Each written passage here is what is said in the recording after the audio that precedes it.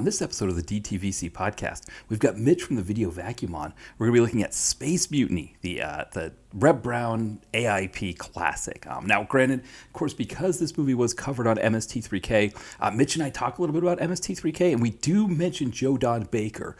So it's important to keep in mind that we didn't know when we recorded this episode that he had passed. So, keep that in mind as you're listening.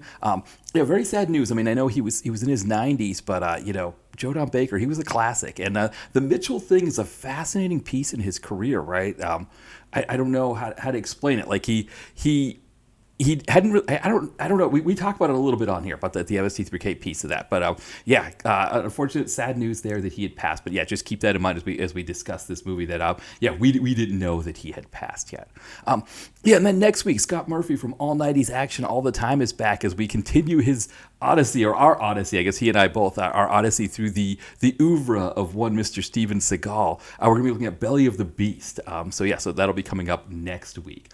And then in terms of DTVC Extra, I have watched The Rock, so now I just have to see Con Air, and I can do part one of that Nicolas Cage 90s action movie, DTVC Extra, that I've been talking about doing. So the other two movies would be Snake Eyes and Face Off, and those are available on streamers as well. So The Rock was the only one that wasn't available. It got moved to MGM Plus, but my cable company did a free MGM Plus, so I was able to get that in. So I just watched that this past week. Got a couple images in case I want to do socials. I'm not sure, if we'll do that, but we'll see. We'll see what happens there. So hopefully I'll be able to get that in recorded this week. So I just got to watch Con Air, and then I got to do the recording. So hopefully we'll get that in. You'll be able to see that. So again, keep an eye out on this space here for some more DTVC Extra.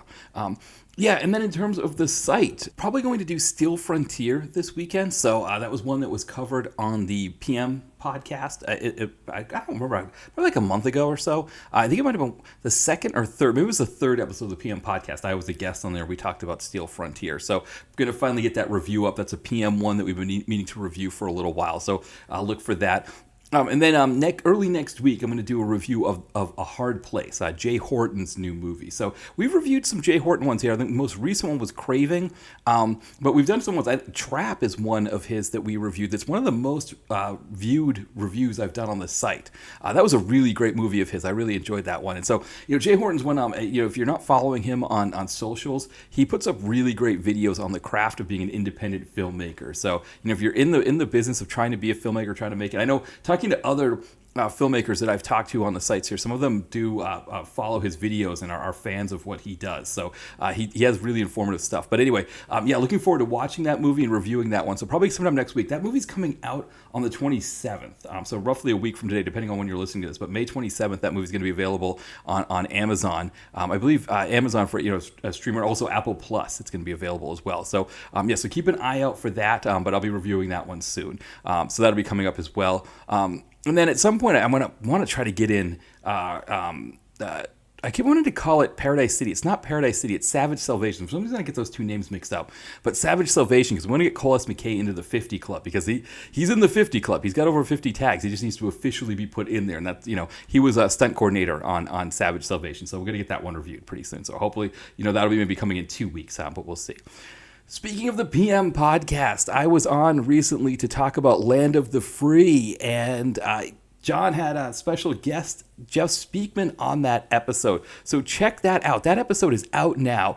You should be subscribed to the PM podcast. If you're not, go to your favorite podcast or look up PM podcast and subscribe to that, because you should be. It's exactly what we wanted from a PM Entertainment podcast. John is finally doing it for us. Again, if you like it, if you enjoy it, you should definitely, get in there, rate and review as well. But I am a guest on this most recent episode talking about Land of the Free. So you get to hear me and John talk about Land of the Free. It's a really fun conversation. But in the middle, you've got part of his interview that he does with Jeff Speakman. I think he's doing part for this one, and then maybe a future Running Red episode, he might do the rest of it. I think that's how it's working, but I'm not sure. But yeah, a really, really fun conversation. He goes into a lot of really great stuff there. So definitely check that out. I think that is everything. I was trying to think if I had anything else for this opening here for us here. So why don't we have John Cross from After Movie, or from I was going to say After Movie Presenter, but also Miscellaneous Plumbing Fixtures. That's his band. I'm going to have John from John from Miscellaneous Plumbing Fixtures come and play our theme song here, and then when we come back, Mitch from the Video Vacuum is going to be on, and we are going to be talking about space.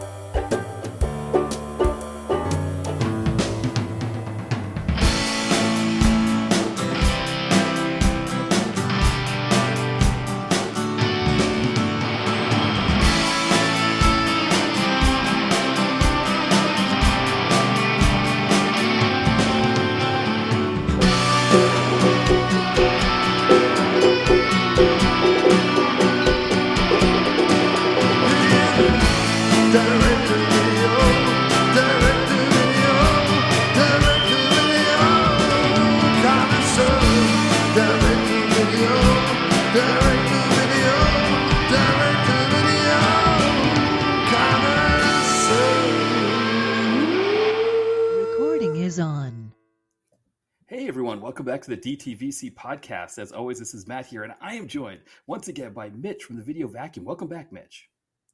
Hey, Matt. Thanks for having me. Yes, and you got to hear the Jitsi voice for the first time. Yeah. It's a whole new world. RIP Skype. Yes, yeah. It's a shame. Skype. It's I'm learning because Jitsi's a nice function, but I mean Skype just did so many things so well. It's just such an easy thing to use. Yeah, it was just kind of as you bare bones basic as you really needed, or as complicated as you wanted it, and it worked for me for however many years we had it. Yeah, it's a shame. It's kind of one of those things. Microsoft, they kind of private equity. I don't know if it's a verb, private equity, but they essentially just bought Skype, took all the things that they wanted from it, stripped it down, and then called it a day and said, "Hey, you can use our Teams thing for $5 a month if you want to do that instead." Yeah, it's everything gets worse and never gets better. That's what the older I get, that's the way it seems. Yeah, it's funny. Somebody pointed that out. How like when we were younger, things like rent, like paying for a house and things like that, they were relatively affordable, and it was like things like TVs and microwaves that were really expensive. A computer, you see an ad for a computer be like $8,000 to $10,000 for a computer that could barely run today. And then somehow it got inverted, and now all of those things are cheap. Microwaves are cheap, TVs are cheap, but rent is really expensive, and a mortgage is really expensive. Even McDonald's is really expensive. Exactly. I mean, a family three at McDonald's is like $30. It's like, I was like, what happened to the dollar menu? The dollar menu is not even the dollar anymore. Right. Yeah, that was the thing. I remember like you said, like McDonald's, or like, I remember Taco Bell when they had 49-cent tacos. You go to the mall on a Friday night with $10, and you could get a book at the bookstore, like a cheap $5 book, get Taco Bell, and then play video games the rest of the night until your mom picked you up or whatever. Yeah, I mean you don't know it was the good old days till the good old days had kind of passed you by, kind of thing. Exactly. Yeah. Pay paradise and put up a parking lot and all that stuff. Exactly. It's like, on the one hand, it's nice that you can get a fancy TV for like $200. But on the other hand, it's like, I'd rather settle for a 13-inch black and white that I've got to change the dials with a pair of pliers if rent was cheaper, right? If rent was more affordable, or something like, food was more affordable. Yeah, it's pretty crazy times that we're living in, and they only get crazier as we go along. Exactly. No, it only gets crazy. Exactly. Now, speaking of crazy, you had this really, I don't say crazy, actually, it's good. It's kind of fun idea, because you've been on quite a bit on the podcast here. We've covered the gamut of so many different topics, and we were trying to think of a topic for this episode, and you came up with this really great idea to do Space Mutiny, to do an MST3K movie, but not do it without the MST3K guys. Yeah, and I mean Space Mutiny is one of those movies. I think it's kind of like a Venn diagram where, the MST fans kind of know about it. The really crappy direct-to-video sci-fi people know about it, and there's like this overlap area. The Reb Brown enthusiasts like ourselves. It's all kind of it's all good, and well, it's all bad. It's really bad, but it's one of those movies that kind of just like brings kind of like all those splinter groups together. Right, exactly, because it is. I mean, it's Action International Pictures. It's, like you said, just Reb Brown, Cameron Mitchell. I mean, Reb Brown. I was trying to think because I think this was how I first learned of Reb Brown. But of course, doing the podcast doing the site and getting into more of his kind of movies. I think probably Robo War and Strike Commando are kind of like the real classics amongst our fandom. But Space Mutiny, because of Strike Commando and Robo War, Space Mutiny has like a kind of a different feel to it than it did when I first saw it on MST3K in the early 2000s. Yeah, it's definitely. I think movies like Robo War,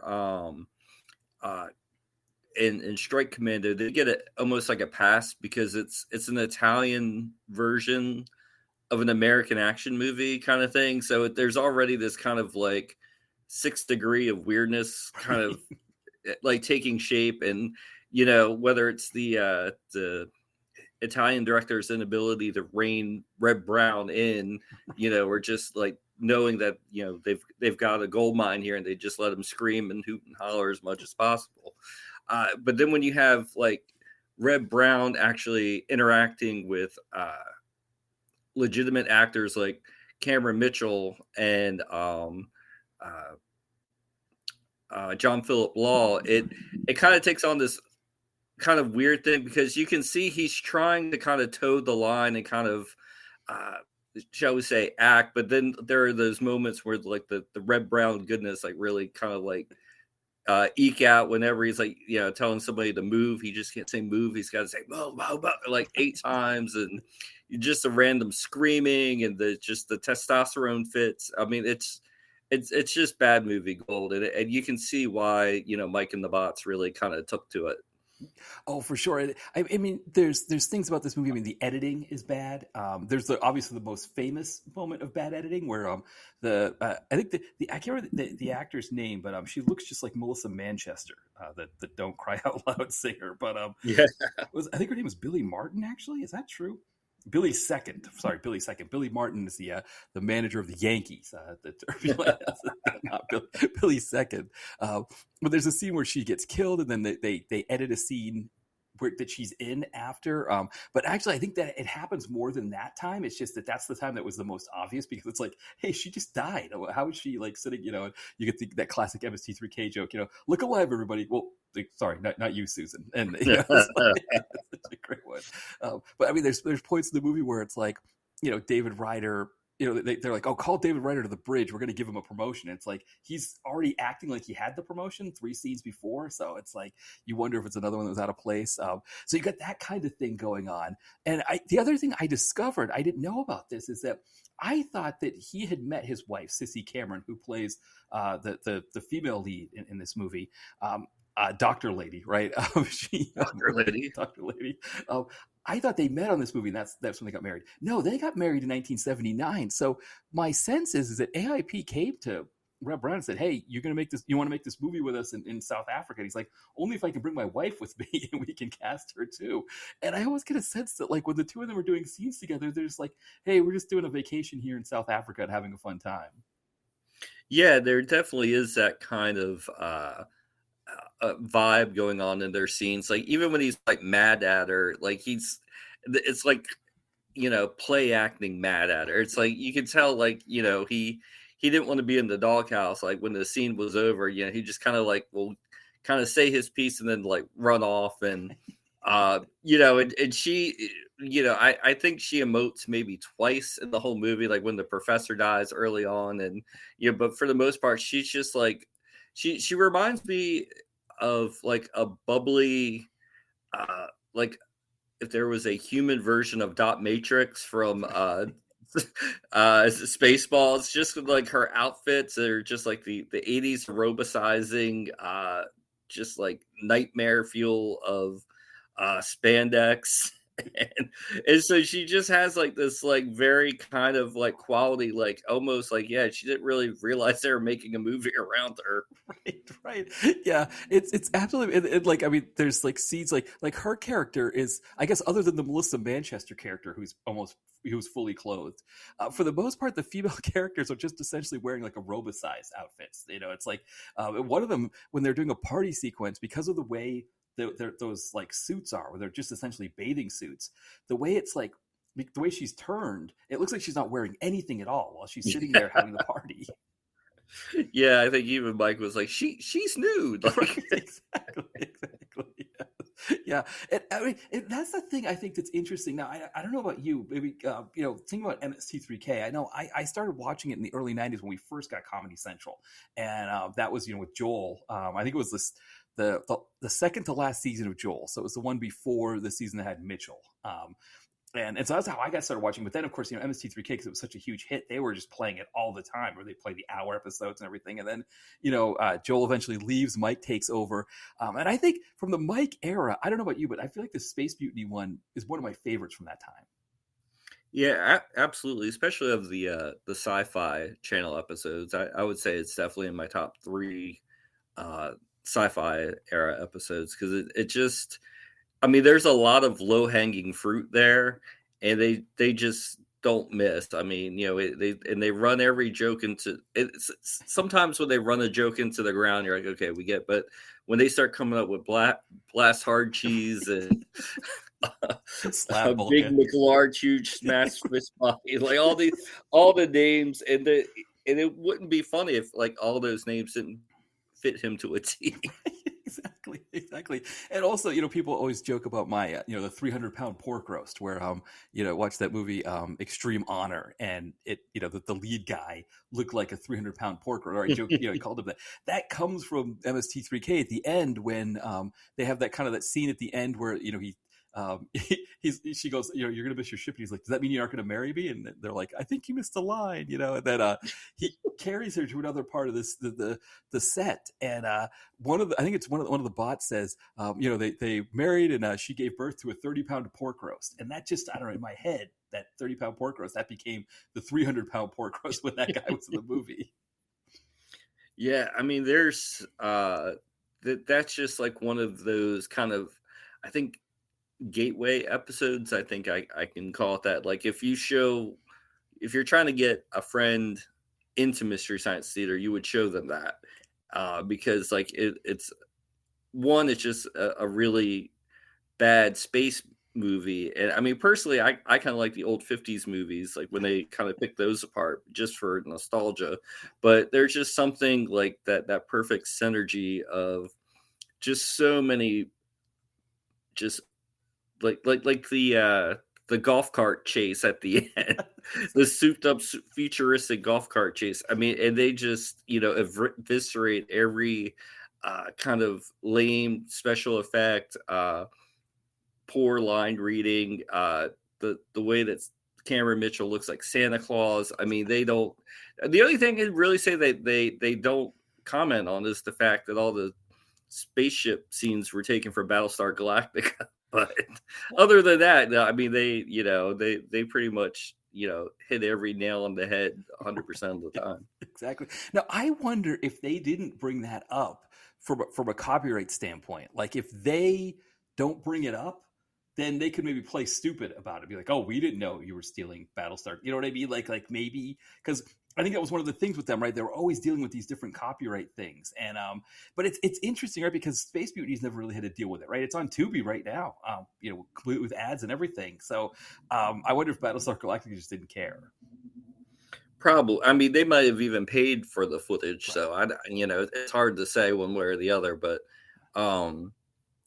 yeah, it's just Space Mutiny is just like one of those perfect bad movies that even without the Mike and the Bots, you can enjoy and make up your own commentary. And I think even Riff Tracks came up with their own riff just because like you could watch it several times and still find really hilarious things to kind of poke fun at.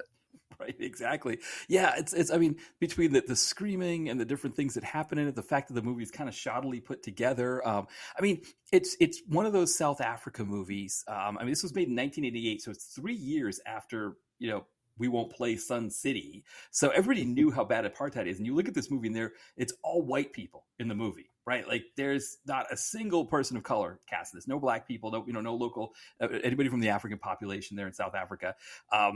And so it's like it's almost like this like apartheid bubble thing that's happening there.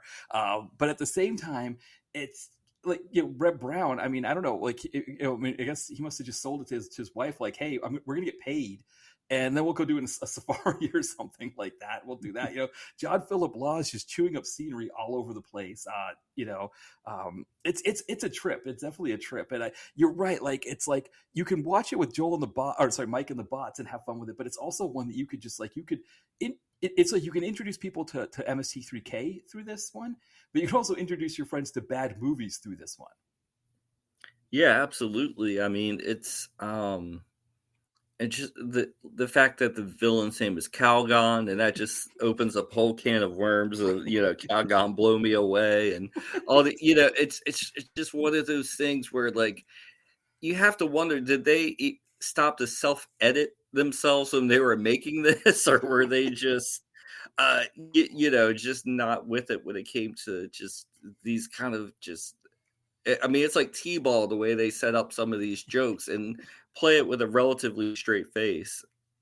Well, that's the thing. I think that's the biggest thing about this is that beyond the fact that you've got a little bit of kind of when you know it, right? When you know that Reb Brown and Sissy Cameron are married and have been at this point, they've been married for 9 years. So that's the other thing too, right? Is that discovering that, I think I don't know where I saw that. I finally I don't know if IMDb always had their marriage date set at 79, but so they've been married for 10 years at this point, and sometimes those interactions you can see a little bit of a wink wink nudge nudge between the two of them.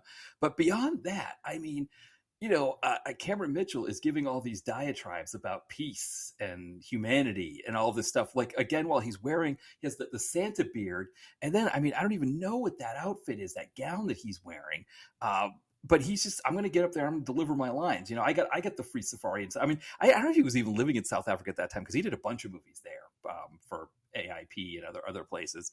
But then, yeah, you got the guy who looks like the Energizer, Australian rules football guy who was there before the Energizer Bunny. He's a trip. Melissa Manchester. And then, yeah, I mean, the kind of the henchmen that hang around with John Philip Law. It's just like Lobster Boy, right? Played by Guy Pringle. I mean, just like. Yeah. Which did you know? I it's funny. I never caught this before. That the Guy Pringle, Lobster Boy, looks kind of like the main character from Silent Night, Deadly Night 2 in a way. Like Trash Day or whatever. Yeah, he does. He definitely has that about. Oh, and then the one henchman that looks like Ed Grimley, so they keep saying almost say like every time, and it just gets funnier because it's like one of those things where like, did you think it was a good idea to have a guy dressed like Ed Grimley in your futuristic space movie? Right, because the thing is that Fred Olin Ray would do a movie like this, only he wouldn't shoot it in South Africa. He'd shoot it in L.A. They kind of do whatever kind of guerrilla attempts to get onto lots or use old lots or use old sets, things like that.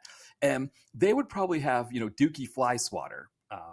He would dress like that part, or Ross Hagen, somebody like that. Ross Hagen would probably be more the John Philip Law part. And they would be like in these gaudy outfits with crazy hairdos and all that stuff, and it would work, right? It would work in the Fred Olin Ray way that you'd be like, oh, I'm getting a kick out of this. I love this. Whereas here, you're right. It's just Ed Grimley. And at the very end of the movie, when he's just like, hey, Calgon's dead. Let's just get out of here, man. We're not going through that fire. He does it in an Ed Grimley kind of way.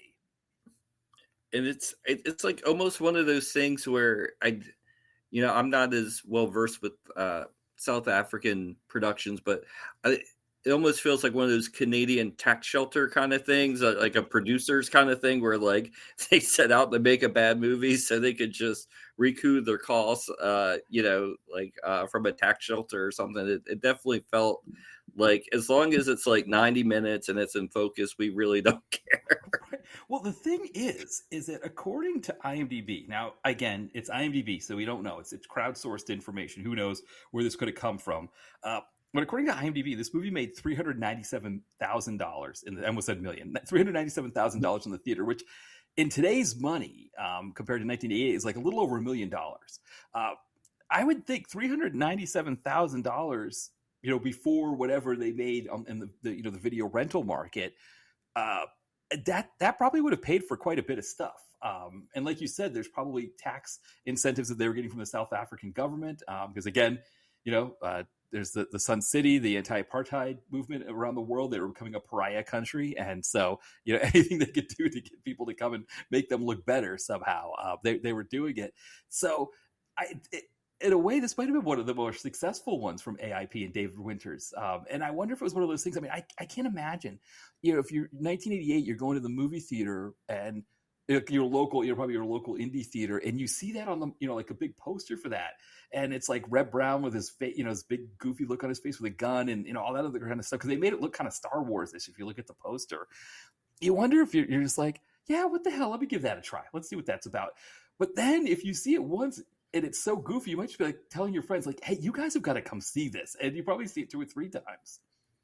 Yeah, definitely. I mean, I can see it making, that kind of money, especially if it's like in, the drive-in circuit where, they move it from town to town, week to week, as once the bad word of mouth gets out, then, they ride into the next town.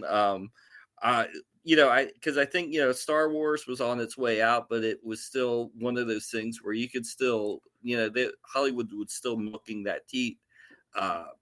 So there still was room in the marketplace for like a sci-fi action movie.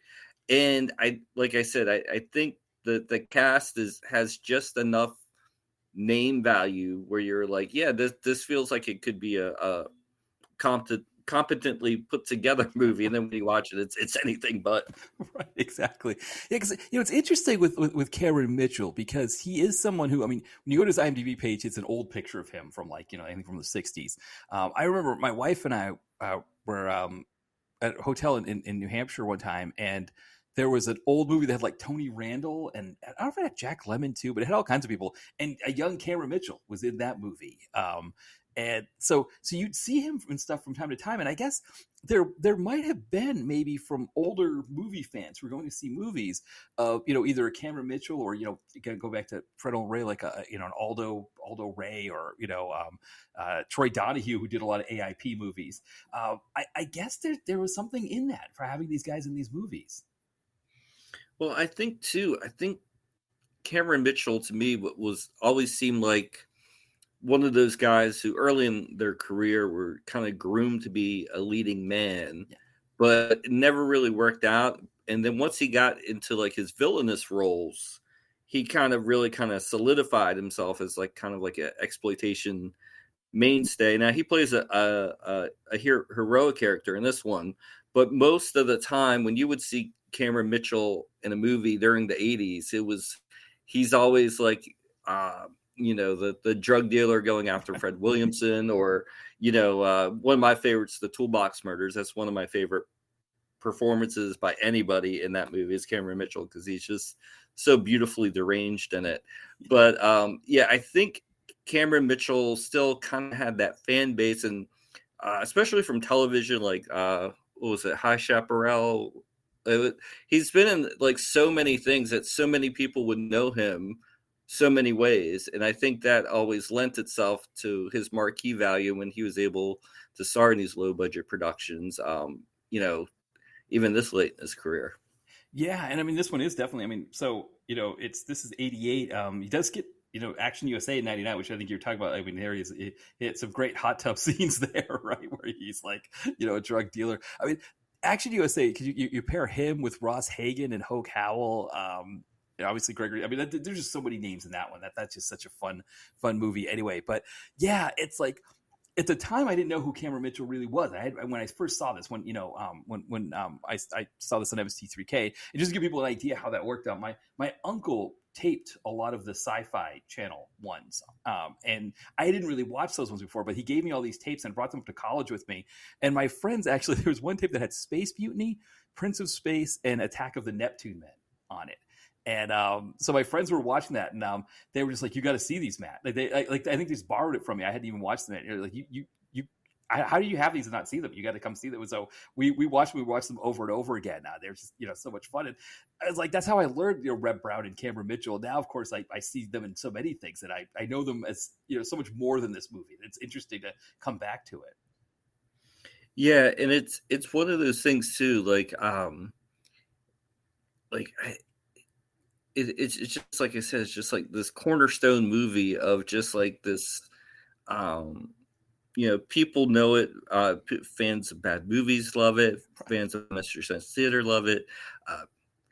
Even Cameron Mitchell fans, it's just kind of checks all those boxes, and it's just one of those movies that just like no matter. If I see it's on the Mystery Science Theater channel on Roku or whatever, I'll watch it and just, and I'll be doing something in the back, letting it play in the background. But every time is like, I'll, speak right along with Beef McLarge huge and all the Reb Brown names. And it's one of those that I know, I won't say by heart, but you just kind of like shout along like Rocky Horror Picture Show because you just know all the lines. Right. Yeah, I think this one and Mitchell are the two that have like crept into my vocabulary the most. Mitchell, whenever somebody says yes, like this is it's good, yeah, right. In my head, I always think from with Cummins and Mitchell, and I'm trying to think of the other ones. Johnny Mathis, there's so many Mitchell ones, so many Mitchell lines that I just use. Well, my friends, they'll call me and they'll be like Mitchell, Mitchell, so it's just perfect synergy. That's right. Even if I wasn't a Mystery Science Theater fan, I'd probably have to watch that episode just to know what the hell they were talking about. Right, exactly. I didn't even think of that in your case, right? You are Mitchell, yeah, because that's the other thing too, right? Is that it's funny that I realized after the fact that they would use like the Mitchell, that it came from them saying Mannix, right? Because they would say that all the time. And my wife she's a huge fan of Mannix, and it's on at like 2 a.m, I think, on MeTV, and so she'll watch it, and sometimes I'll be up and see it, or I'll catch some of it with her, and it's hilarious, like how much Mitchell was a low rent Mannix, just to the degree to which it was. And it's like, and I found out later, TV's Frank loves Mannix, and I guess a lot of the people on the show, doing MST3K, they were all big Mannix fans.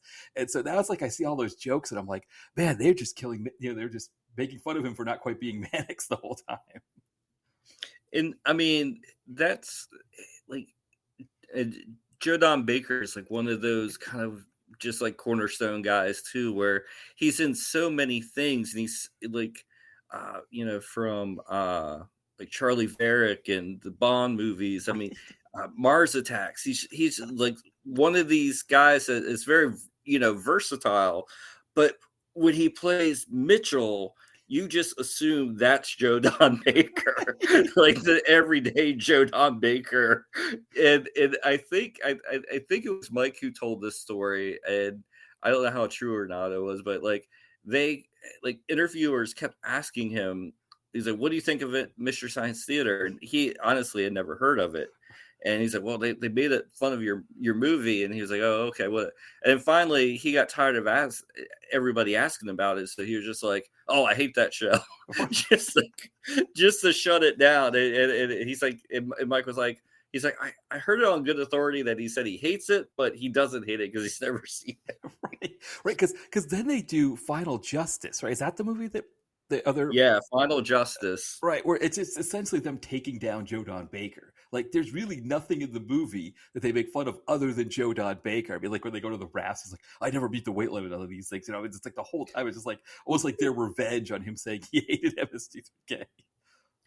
I think my favorite line from that one was, they have a close up of Joe Don Baker's lips, and they're like, the last thing a sausage sees. Yes, that's right.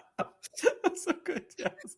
No, it's funny because though, different to that, Reb Brown, he was asked about this, and Richard Pierce, screenwriter who did Sector 4 Extraction, and you see him on Instagram. He's been on the Comeuppance podcast. He was on this podcast way back when we did the earliest, the early iteration when I had Jamie, as a co-host, which you were on that one as well. I think that the episodes that you and also the one that Rich did got. They disappeared when the talk show had the server meltdown, so I got to get them back up. But he had like a newspaper or something. I can't remember exactly the story because he told it on that podcast episode that he interviewed Reb Brown, because I think he was doing he would do like the film corner when he went to, I think it was UNLV. If he's listening, he'll probably be able to correct me on this. But he had asked Reb Brown about these movies, and he's like, "Yeah, like Mystery Science Theater 3000, they make fun of these things, but hey, it paid for me to have a pretty good life." And so it's like, yeah, it worked out well for me. So I don't mind if people make fun of Space Mutiny because it worked out well for me. So he has kind of a different opinion on it. Yeah, I mean, a lot of those guys, I mean, they, when MST would have those conventions, like people like Beverly Garland would show up and be like, "Hey, yeah." I think not so much with the Mike era, but like the Joel episodes have like this kind of like, we're laughing with you kind of thing, Yeah. whereas Mike's definitely we're laughing at you, and it's like that subtle shift in style. Like I have friends that, even though they're not huge fans of the show, they like Mike for that kind of just savagery, whereas other people like Joel because he's just kind of that chill kind of like, like I think Joel always said it was like Mike's like the cool uncle, and then like Joel is the dad. He's like, so you act one way when you're with the dad, and then the robots act a little bit differently too when Mike's around. Yeah, and I think too when Trace Ballou leaves, and is it Jim Corbett or Mike Corbett? I think but when Bill Bill Corbett. Corbett, so I'm completely off on the names. Yeah, but I had at least had the last name right. When he takes over as Crow, that his Crow also is more biting. That it was like the Crow of Trace Ballou is always like, is he going to get a timeout? Right? Is he going to do something that gets him a timeout? But it was always kind of more of like a wisecracker kind of thing. But he kind of takes on that bite. It's kind of interesting, I think, when you look at how Riff Tracks, broke out, where it was, it was Bill Corbett, Mike Nelson, and then drawing a blank on the guy who played Tom Servo, Kevin Murphy. Kevin Murphy, yeah.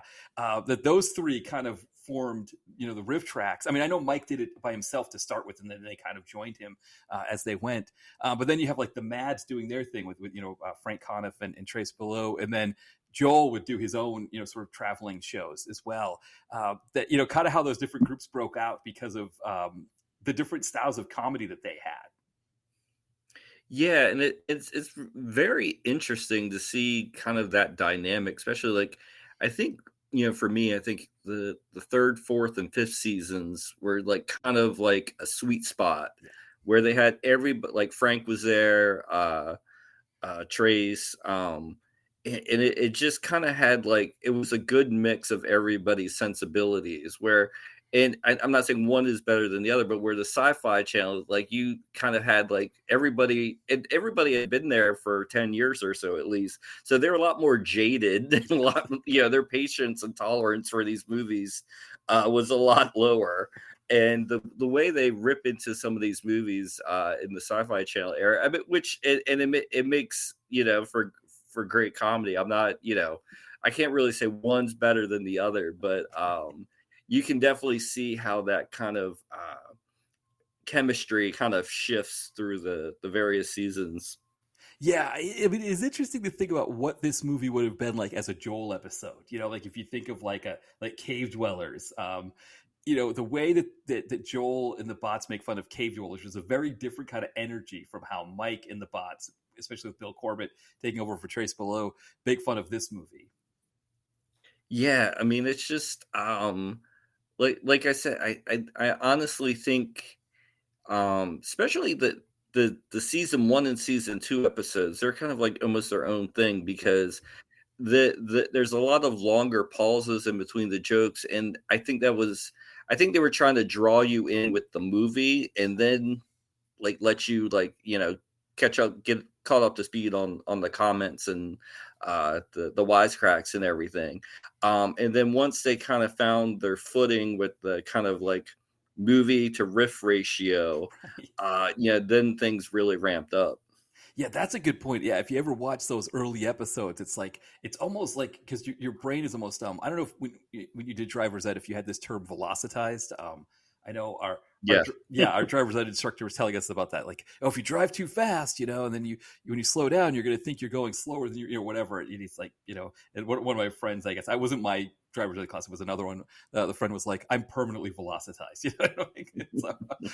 But it's like I know my friend and I when we went to hike Mount Katahdin way up in Maine, it was like 75 miles an hour on the highway after like Bangor. But because there was nobody on the road, my buddy was going 100. And then when we got off the highway, we were going 50, but it felt like we were going 25. And I think that's what those early Joel episodes are like, or those early, season 1, season 2, where you're like used to like the rapid fire riffing, that when they have these big long pauses and they're not saying anything, you're like, hey, wait a second, what's going on here? Like you always get antsy for another joke.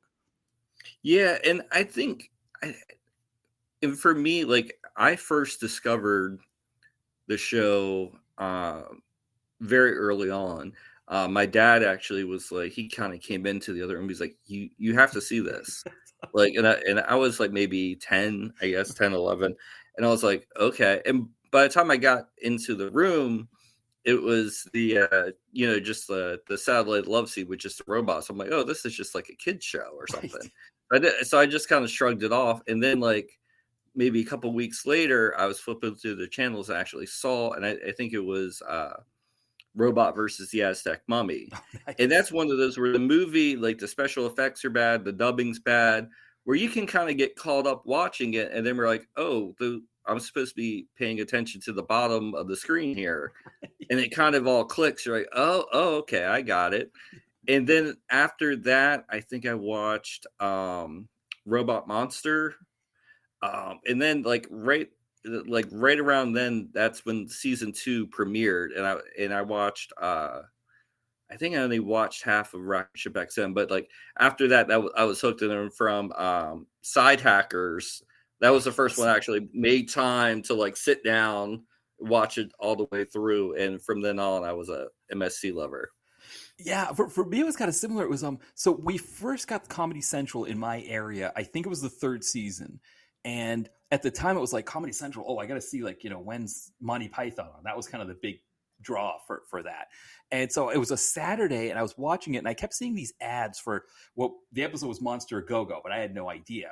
But it showed Joel and the Bots and they were like in like, I think Crow was dressed like a court jester and they were like speaking in like kind of Fugazi, medieval speak. And, and I was like, I don't know what this is, but it was one of those deals, back then, I guess, probably, thinking of, younger people listening to this where it wasn't always as easy to change the channel, especially if you didn't have a remote. And the TV that I had in my room, it was a old TV from the living room. And so there was no remote. I would have had to get up and change the channel and I didn't. And so I'm watching the show and, they do the mention exchange and then they go into this theater and they start watching a movie and making fun of it. I was like, what is this? So then my dad comes in and he's like, hey, what are you watching? And I was like, yeah, check this out. And he's like, this is hilarious. Like he was loving it too. And so that became like a Saturday night thing where we would watch it. And I think, to your point too, Side Hackers, I think was one of his favorites as well. So it was like always a fun one for us was doing Side Hackers.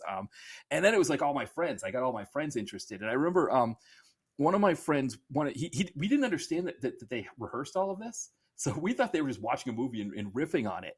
And so he wanted to do a party of us all renting bad movies and riffing on them. And one of my friends, my friend Petrowski, who sometimes listens to the podcast, he picked out this movie Bad Taste, the Peter Jackson movie. Okay. So that's how we got introduced to Peter Jackson. It was one of those deals where we rented the movie, we're watching it, and we're trying to make fun of it. And then as the movie's going on, we're like, we're not making fun of this as much. We're just enjoying this thing.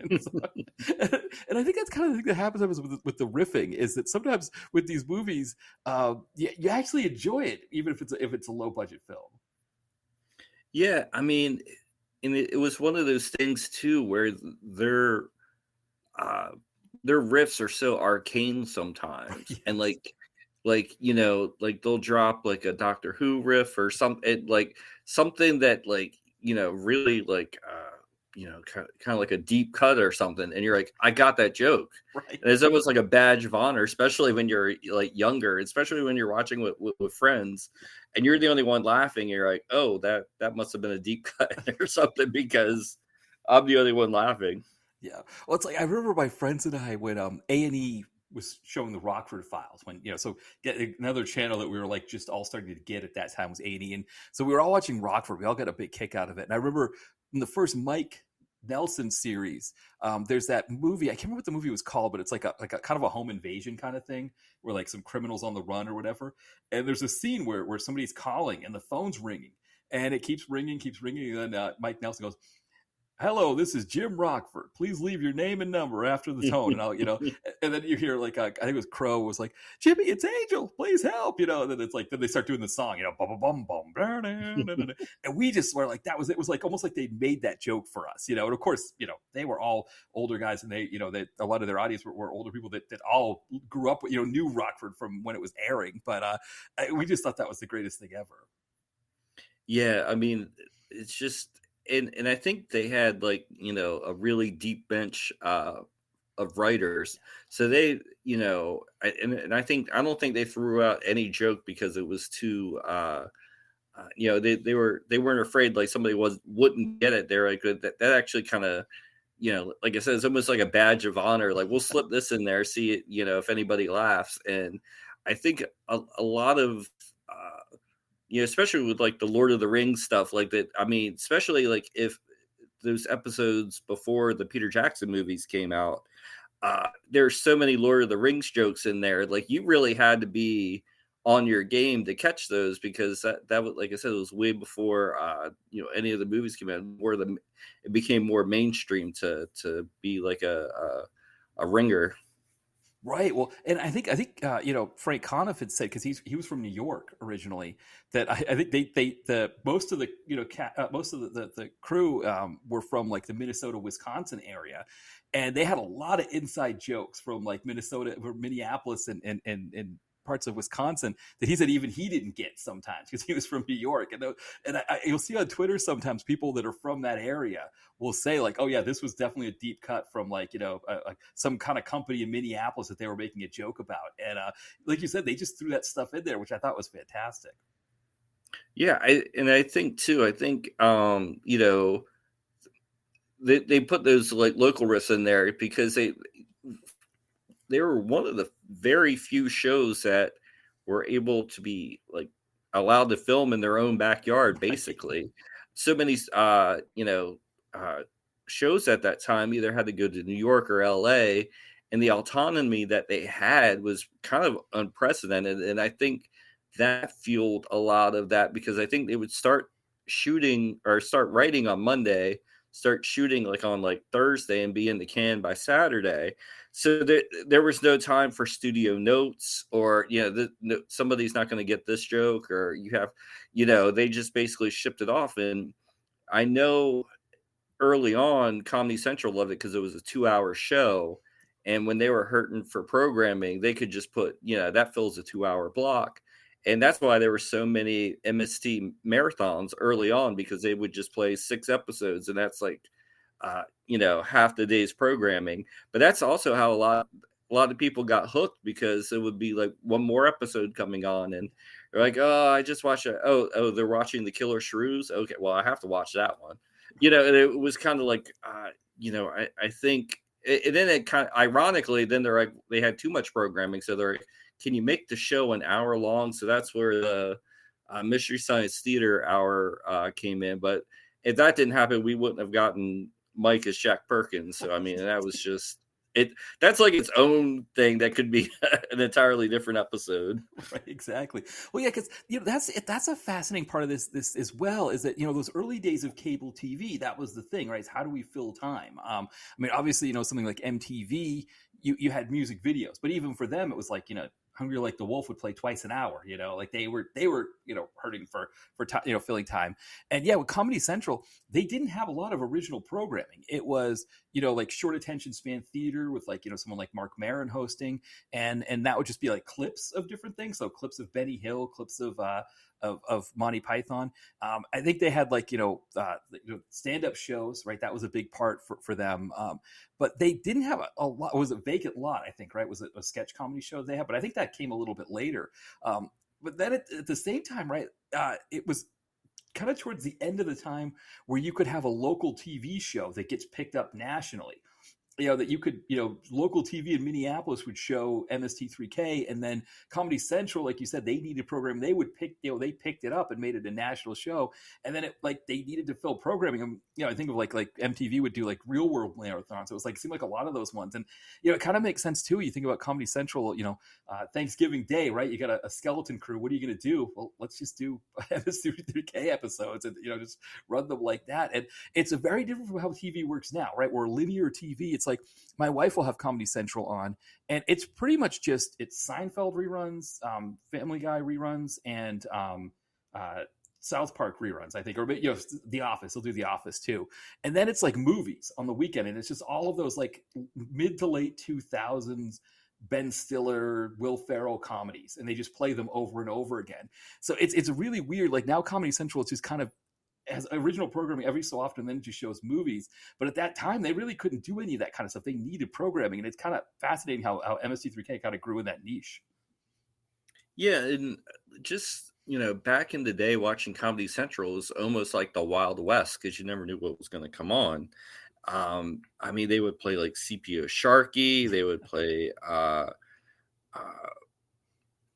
Soap, Duck Factory. They would play these shows that like really you hadn't seen in a long time, and it was kind of cool. There was a sense of discovery, like whereas now they're playing the same stuff you could see on TBS or 100 other stations, and there was always kind of like just kind of like this. And they probably paid low dollar for these shows because most of them had already been canceled, after one season, but it was really cool. Just at any given moment, you could turn something on, and you would just be like, "What the hell is this?" And there was no internet, IMDb. So you just had to like watch it all the way through, and then see the credits or whatever. If you stumbled onto it halfway through, so it was. And also it was very much like MTV in the day because they almost had like these VJs who would host, and they would play like 3-minute comedy sketches from movies or stand-up acts, and it was very much patterned on MTV. And like so even like I'm kind of wistful for that time because like it was always kind of just like a hodgepodge, and you never knew what you were going to get. Like you said, now it's going to be reruns and watered down comedies from 10 years ago. Right. I mean, you think of like Mark Maron, who is now famous. Kind of became famous through the podcasting world. Had a show on the Independent Film Channel, I think. But that's how he got his start. Was essentially hosting these shows that would have all these clips on them. The short attention span theater was one of them. I think another guy was Marcus Allen, and I always remember that because his name was Mark. The letter S Allen, and I always thought of the football player Marcus Allen. And so that's how I always remembered him. But yeah, I mean, I think Benny Hill. I was introduced to Benny Hill from Comedy Central. I'd come home, and usually I was telling John Cross, my movie down about this recently when he was on, how I'd get home from school and that would be the end. The yakety sax part of the episode would be on before whatever they would show. Usually I think it was Monty Python. I think that was because again that was like the big thing for me with Comedy Central. Was like, oh, I can watch Monty Python now. It used to be like it would be on PBS every once in a while, and now it's like, oh, there's a channel that has and to be honest, I don't think they ever showed it that much. They did a marathon of it one weekend because my friend and I we had a setup where we were. We had it staged where each of us were recording it from our different houses at different times, so we would have the whole thing, and neither of us had any idea that 5 years later you could just buy the whole thing on DVD. It's like we're like, kind of with this command center kind of thing calling it. Are you recording it now? No, okay, all right, yeah, I'll start recording right now. So then we'll have an overlap and all this stuff. So yeah, that you don't need to do that. Eventually now I don't think you need to have them on DVD. You probably stream them somewhere. But yeah, like you said, it was kind of a Wild West period. Yeah, and with the recording and stuff, that reminds me too. Like a big thing of MST's popularity was people, circulating tapes, making tapes, and sending them. And I remember, I was like really into it. Taping episodes up until the end of the Comedy Central era, and then when it came time to get Sci-Fi Channel, like our area didn't have Sci-Fi until after the show was canceled. So I kind of actually forgot about it. And then when we finally started getting Sci-Fi, it was that, they would always come on like at 8 in the morning, 10 in the morning, whatever it was. So I'd always be at work at that time. So I'd have to, set my VCR. And like you said, when you said you had like the Space Mutiny, Prince of Space, and Invasion of the Neptune Men, I was like, I think I have those 3 in that order, at one point. So it was always cool, especially like when I found out like my neighbor had like a couple episodes, somebody from work had a couple episodes, so we would trade back and forth. And then by the time eventually I went on the MST website and did some tape trading there. So I got like every, non-commercially available episode. And like right when I kind of completed my collection, that's when Shout started releasing all the the episodes on DVD. And I'm like, well, I could have just waited and just bought them all. But there's something cool watching those old tapes with all the commercials intact and all the bumpers. And, it's just... they're still cool to watch, but yeah, it was kind of like, if like that the trouble of like, yeah. And some people wanted them with the commercials cut out, so you'd have to cut them out. And yeah, so it was a thing, but it was, I look back on that period fondly. Yeah. Well, one of the things now that you mentioned it, I completely forgot to mention is that part of how the site, the Direct Video Connoisseur site, started was actually through MST3K episodes. I had a bunch of them on my computer. I had a bunch of WAV files of them. And so I noticed people were posting their episodes on YouTube. And back then you couldn't do, unless you were like, you had like some special account, you couldn't do anything longer than 10 minutes on YouTube. So you'd cut the episode into pieces and put it up in parts. And there was, Windows Movie Maker, which they don't package on Windows automatically anymore. But Windows Movie Maker is the greatest thing ever because you could just load the movie into that and it would automatically cut it into parts. And then you could just kind of, splice it together the way you needed to. So then I would put the episodes up, and then in the descriptions for each episode, I would say, hey, if you like bad movies, check out Direct to Video Connoisseur. And I put the link in there. Now, the thing is, my account at that time, the name was Deep Cheeks, because that was we had a friend that my friend and I, my friend Petrowski, actually, we took this other friend to a sex shop, like a X-rated movie shop, because we thought this friend had a way of freaking out about things, and we thought, okay, let's bring him into the sex shop and see him freak out at the stuff in there. And he actually didn't care, so we were trying to like rile him up. So we just started reading the names of movies, and one of them was called Deep Cheeks, and that just became this thing. And so I just I started my YouTube account a few years later. I just like, oh, just call myself Deep Cheeks, but then I'm like posting all these movies, and I'm seeing all these comments. People are like, oh, Deep Cheeks, you're the best. Oh, thanks, Deep Cheeks. I was on LiveJournal saying how it's you, Deep Cheeks, and however, and it was just all this stuff about Deep Cheeks, though. That account ended up getting clipped, and the thing that got it clipped, when I first started my YouTube page, I posted the Alec Baldwin, the SNL sketch where they were doing the elves, but doing Glengarry Glen Elf, I think it was called. So I posted that. Of course, I learned very quickly that NBC is very, they're very anxious about their copyright on there. So that was my first copyright strike. I think my second one was Rocket Ship XM. I think when I posted Rocket Ship XM, which I learned part of the reason why that movie was so hard to get on VHS or DVD was because the owner of that movie was very litigious about it. And so that was the second copyright strike. And I think my third one was I posted Crispin Glover dancing in Friday the 13th Part 4. So, so we now have a DTV connoisseur YouTube account, but Deep Cheeks, Deep Cheeks went the way of, so yes, we lost Deep Cheeks. Yeah.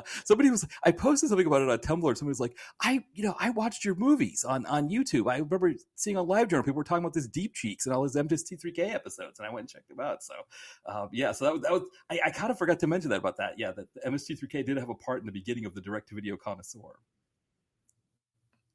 Well, that's great. That's awesome. Yeah, exactly. Yeah. Now, I wasn't sure when we talk about Space Mutiny if it's necessary to do a full-on walkthrough, because we've kind of been going over highlights and stuff like that anyway. Maybe I'll do a quick synopsis, and then we'll just kind of go over some of our favorite parts of it, because part of the reason why I'm afraid to do a synopsis is that because the editing was so bad, things are out of order, and I don't even know if I can remember all the order, way things happened. So, but yeah, I'll do a quick synopsis anyway. The synopsis is that sometime in the future, human beings are living on this spaceship called the Southern Sun, which is really just Battlestar Galactica ship from the outside, a huge boiler room on the inside. But it's sort of like they've been generations living in space, and the head of security on the ship, John Philip Law. I'm getting his name mixed up with James Ryan, who is his co-conspirator. But John Philip Law, he devises this plan to essentially reroute the ship so that it gets captured by pirates, and all the people on the ship get enslaved. But he and some of his cohorts, including James Ryan from Kill and Kill Again, and Kickboxer 5, they would be kind of living their best life. The pirates will do them well or whatever. So everything seems like it's going to work out well until the fly in the ointment shows up, and that is Reb Brown, who he's flying a ship that in part of John Philip Law's attempt to sabotage the ship, he blows up the ship, but David Ryder escapes. Reb Brown escapes, and then he just starts kind of going to work and finding out about this horrible plan and just taking everybody down and screaming the whole time. And we've got Cameron Mitchell as the guy who's leading the Southern Sun. His daughter, played by Sissy Cameron, Reb Brown's wife. They have a relationship, and we also have Melissa Manchester and the Australian rules football guy from the Energizer commercials. But yeah, I figured maybe we just talk about some of our favorite parts of this movie. I mean that first part where he's like kind of flying in on the spaceship, and he's just like reading coordinates, and then they're reading coordinates, and then all of a sudden things are exploding, and he's like, what did he start going? It's like, we lost power. It's like Well, what's great too is they go back and forth between the Battlestar Galactica footage, which looks great, and his cockpit, which is just him like in an office chair, like with a laser tag helmet with some like buttons behind him, and he's just punching things, not even like pressing buttons, he's like punching the desk and screaming, and it's like, oh wait, is this? It almost reminds me of like when me and my friends would make like Star Wars movies in our backyard, and we would like edit in like the Star Destroyer, and then it would be like us, like just kind of like sitting there pretending to drive. Right. It's almost like you can almost see David Winters with 2 VCRs, right? Like playing, like cutting in the Battlestar Galactica footage. Yeah, it's one of those like it. And it happens very early on in the movie, and right away it kind of tells you what you're in for. Well, because you get that great joke, and I don't know if it's Mike Nelson who tells that joke, but when David Ryder gets beamed onto the ship, it's sort of like an emergency thing. Everything's starting to blow up, and he's like, he wants to warn everybody, so he's like, it's gonna blow, and then somebody I think it's Mike Nelson says, if the first 5 minutes of any indication this movie's gonna blow. Oh god, yeah, and then there's something about a professor getting killed, and Sissy Cameron's all mad, and and her name is Leia because why not make a space movie where your main female character is named Leia? I wonder where they got that. And they have like this kind of conflict because she blames him for the death of this professor, but there was no way he was going to make it. So she's just got to get over herself. And the fact that just Cameron Mitchell looks like Santa, and every time he's on screen, the bots just say ho ho ho, or like I'm a right jolly old elf, or any variation, and it's just so perfect. Yeah. Well, and then you've got John Philip Law and James Ryan. When it comes to baddies, having the two of them in one scene, and it's early on, right, where John Philip Law drives up in these. So part of the thing that makes this so beautiful are the vehicles, right? These Yes. floor waxers that are like golf carts with like some kind of futuristic thing put over top of them to make them look like futuristic vehicles, but essentially they look like floor waxers. It looks like if you have a 24-hour grocery store near you and you go in at 1 a.m, somebody's going to be kind of cruising around doing the floor waxing. I think they probably have robots do it now, right? They don't have a human do it, but they're like miniature Zambonis, I guess, And Yeah. so John Philip Law kind of cruises up with his bodyguard, who the Joel or Mike and the bots refer to as Lobster Boy. It's Guy Pringle, who, if you look up Guy Pringle's IMDb or his IMDb bio, he's done stunt work in a lot of great ones, like American Ninja 2. He was Dudikoff's stunt double in American Ninja 2. So he's done a fair amount of stuff. But there's John Philip Law chewing scenery with Lobster Boy sitting next to him, and James Ryan, he's supposed to be someone who's been disabled in some way, but he doesn't do a really good job of doing that. Half the time when he's trying to walk like he's got a limp or something, he looks like Cheech Marin in Up in Smoke when he had the bad taco, right? He's like, hold it together, cheeks, hold it together, cheeks. Like that's how it looks like he's going. And the two of them are just like snarling and laughing at as they're talking about their diabolical plans, and it's like, for a B movie fan, you can't want any more than that. It's just such a beautiful thing. Yeah, and the lighting's always kind of just right, like under John Philip Law's chin. Right. So it kind of gives like every scene he's in, it almost looks like he's opening the ark, and like it just like accentuates like his villainy, and he's always like slimy laughing at just the slightest remark, and it's just and to the fact that the slick back hair, he looks like almost like a Terry Silver wannabe from Karate Kid 3. I mean, he just is aces all the way through. Yeah. And then, I mean, the other thing about this movie, we get a guy who looks like Kato Kalin, who is like, he's discovered that that John Philip Law is like hoarding all of this explosive. And so this guy is telling Melissa Manchester. So there's a woman who works on the bridge who looks a lot like Melissa Manchester. And so don't for people listening, if you don't know, Don't Cry Out Loud. Google that song. Go listen to Don't Cry Out Loud on Spotify. So he's like telling her, hey, what's going on with this? She's like, you should just come to the bridge and just give us your findings right there instead of talking. But, John Philip Law, he, of course, intercepts it. So all of a sudden, all of his baddies show up. And they're baddies, they wear ski masks with these ski goggles on, with these tan jumpsuits. And we get, I think that's our first railing death, right? Is that they throw this guy off the railing, and then he's got like this long printout paper with him, and it looks like it's that kind of printout paper that had like the holes on either side. The dot matrix, matrix, exactly. And so it looks like that's what they just kind of throw it on him. And of course, Mike and the bots make a joke that somebody TP'd him. But that's like another hallmark of this movie is railing deaths. Like people just get blown off of railings, falling off of railings. You got to say that South African stunt crew, they made their money. They earned their money in this one. Unless it was a co-op between a railing company and the film production crew. I mean, but another thing too, when you bring up the Kato Kalin guy, you have to think everybody in the spaceship was like born, raised on the spaceship. They've never been to Earth or been to any other planets yet. This guy has like this really overdone, like New York nebbish Woody Allen accent. So it's like, where did that come from? Should they all just have like no accents? Right. But he's like, oh, the processor is not stable, or and he's like, it's like, where did that accent come from? Right, exactly. Or you hear that accent, somebody talking on their phone when you're in the Amtrak lounge at Penn Station waiting for your train, right? As you hear somebody talking like that, exactly. Yeah. Well, because that's the thing too, is that again, a lot of these actors are from South Africa. I think the Melissa Manchester actor, she's from South Africa. James Ryan, of course, is from South Africa. The Energizer Australian football guy is from South Africa, but yet none of them have their accents. They're all sort of covering up, which I don't know. Did this movie? Like, I don't. I mean, would you have watched this movie and be like, "Huh, everybody has a South African accent? That's weird, right?" Like, I don't know if that's the thing that you would have really tipped off. It's like, I can't believe that part of the movie. Yeah, well, I mean, it's also kind of like even maybe it's a nod to Star Wars, where Star Wars, had a big English uh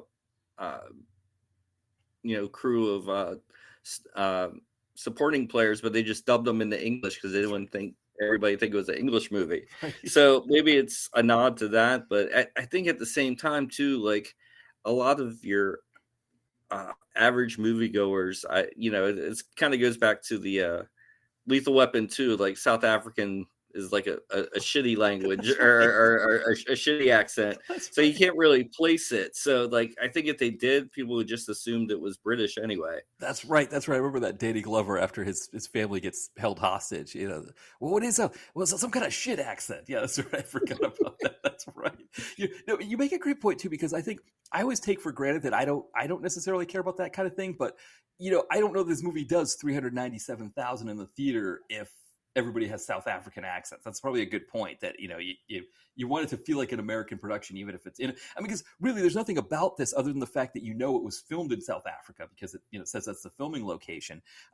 There's nothing really about it that locates in South Africa. I mean, it's the other thing too I never really thought about too, is that you, again, with the whole Sun City thing at that time, probably you don't want to be, it's one thing to have South Africans be your villains in Lethal Weapon 2. It's something else entirely to be like, yeah, we're going to just make this South African production here. And it's like, what, with apartheid and stuff like that? It's like, I don't know. Well, wait, the spaceship was the second sun, so maybe they were going to have a second Sun City. Exactly. Yes. Right. Steven Span can make another song about that one. Yeah, exactly. I ain't gonna play some Space Mutiny. Right, exactly. Yes. Now we get one of the most iconic moments in the movie. We kind of get them kind of back to back, right? Because we get the bar scene where Sissy Cameron is dancing, and again, I think now that we know, she was probably just coming to do the movie with him so they could be together in Africa. That this moment where she's dancing, and they were joking that she was presenting like a mandrill. Like that has a completely different meaning when you know that they're a couple, and he's like laughing at the bar watching her, and he's laughing about it and all that stuff. It has a completely different feel to it than it does when it's like you don't know that they know, you don't know that they have that history, that they're a married couple. It just seems like a really bad movie thing. But now I kind of see them kind of yucking it up a bit. Well, and I mean too, it's just like the whole bar scene is like very deranged itself. There's like people doing using hula hoops. I mean, the whole thing is like almost like the wardrobe is something out of an aerobicized 80s video. It's like almost like a Star Wars cantina scene of like 80s aerobics instructors and people that look like just like breakdancing extras or something.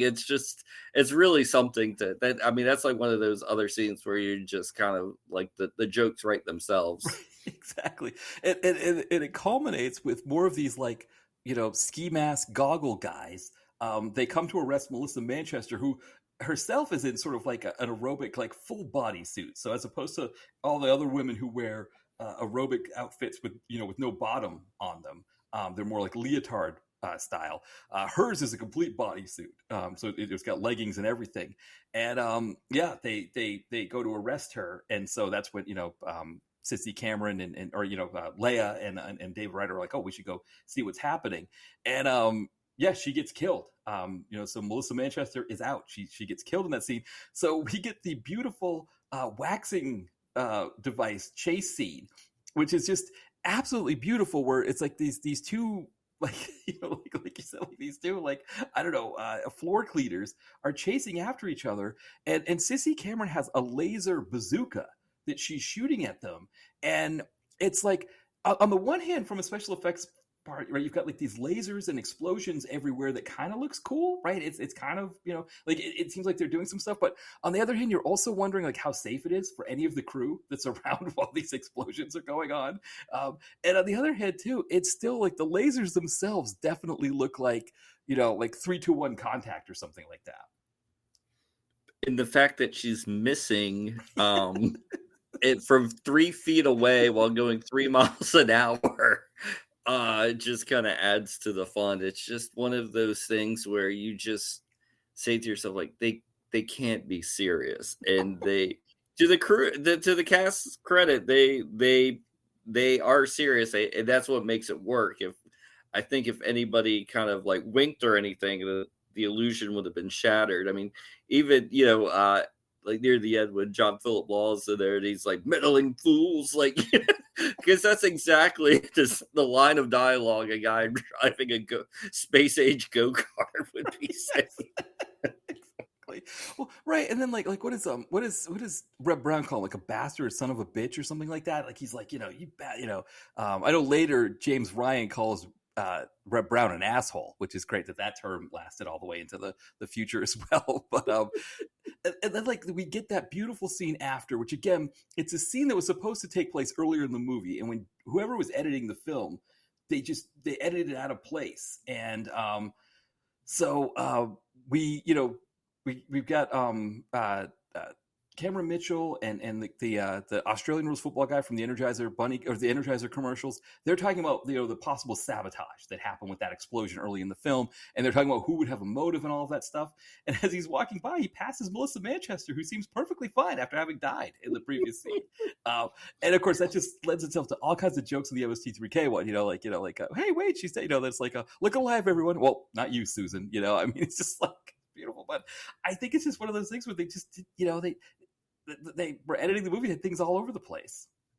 And the beautiful thing about that is when you watch it as many times as I have, there's really no reason to show the guy entering the room, walk past the girl who was dead but now is miraculously alive, sit down and talk to Cameron Mitchell. Right. You could have just started that scene with him sitting down talking to Cameron Mitchell, especially when after he's done, he gets back up, walks the pass, and the camera follows him. I'm like, there was no even, yeah. and it was probably one of those things where the camera or the film was locked, and a producer or somebody probably suggested changes and to help the flow of the movie or whatever, and that was just something that kind of got overlooked somehow.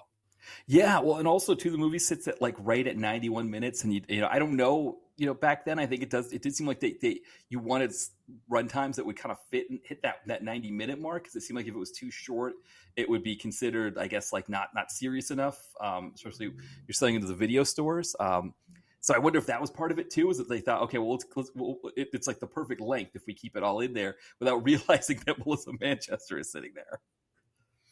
And then one of the things too that kind of really kind of pads the running time is the addition of the Balerians, yes. Who are these telepathic women who worship Spencer's electro glow ball, and they just kind of do like these little dance numbers, and I was trying to figure out why this scene's there, and I think it's because David Winters was actually like a really famous choreographer before he got into acting.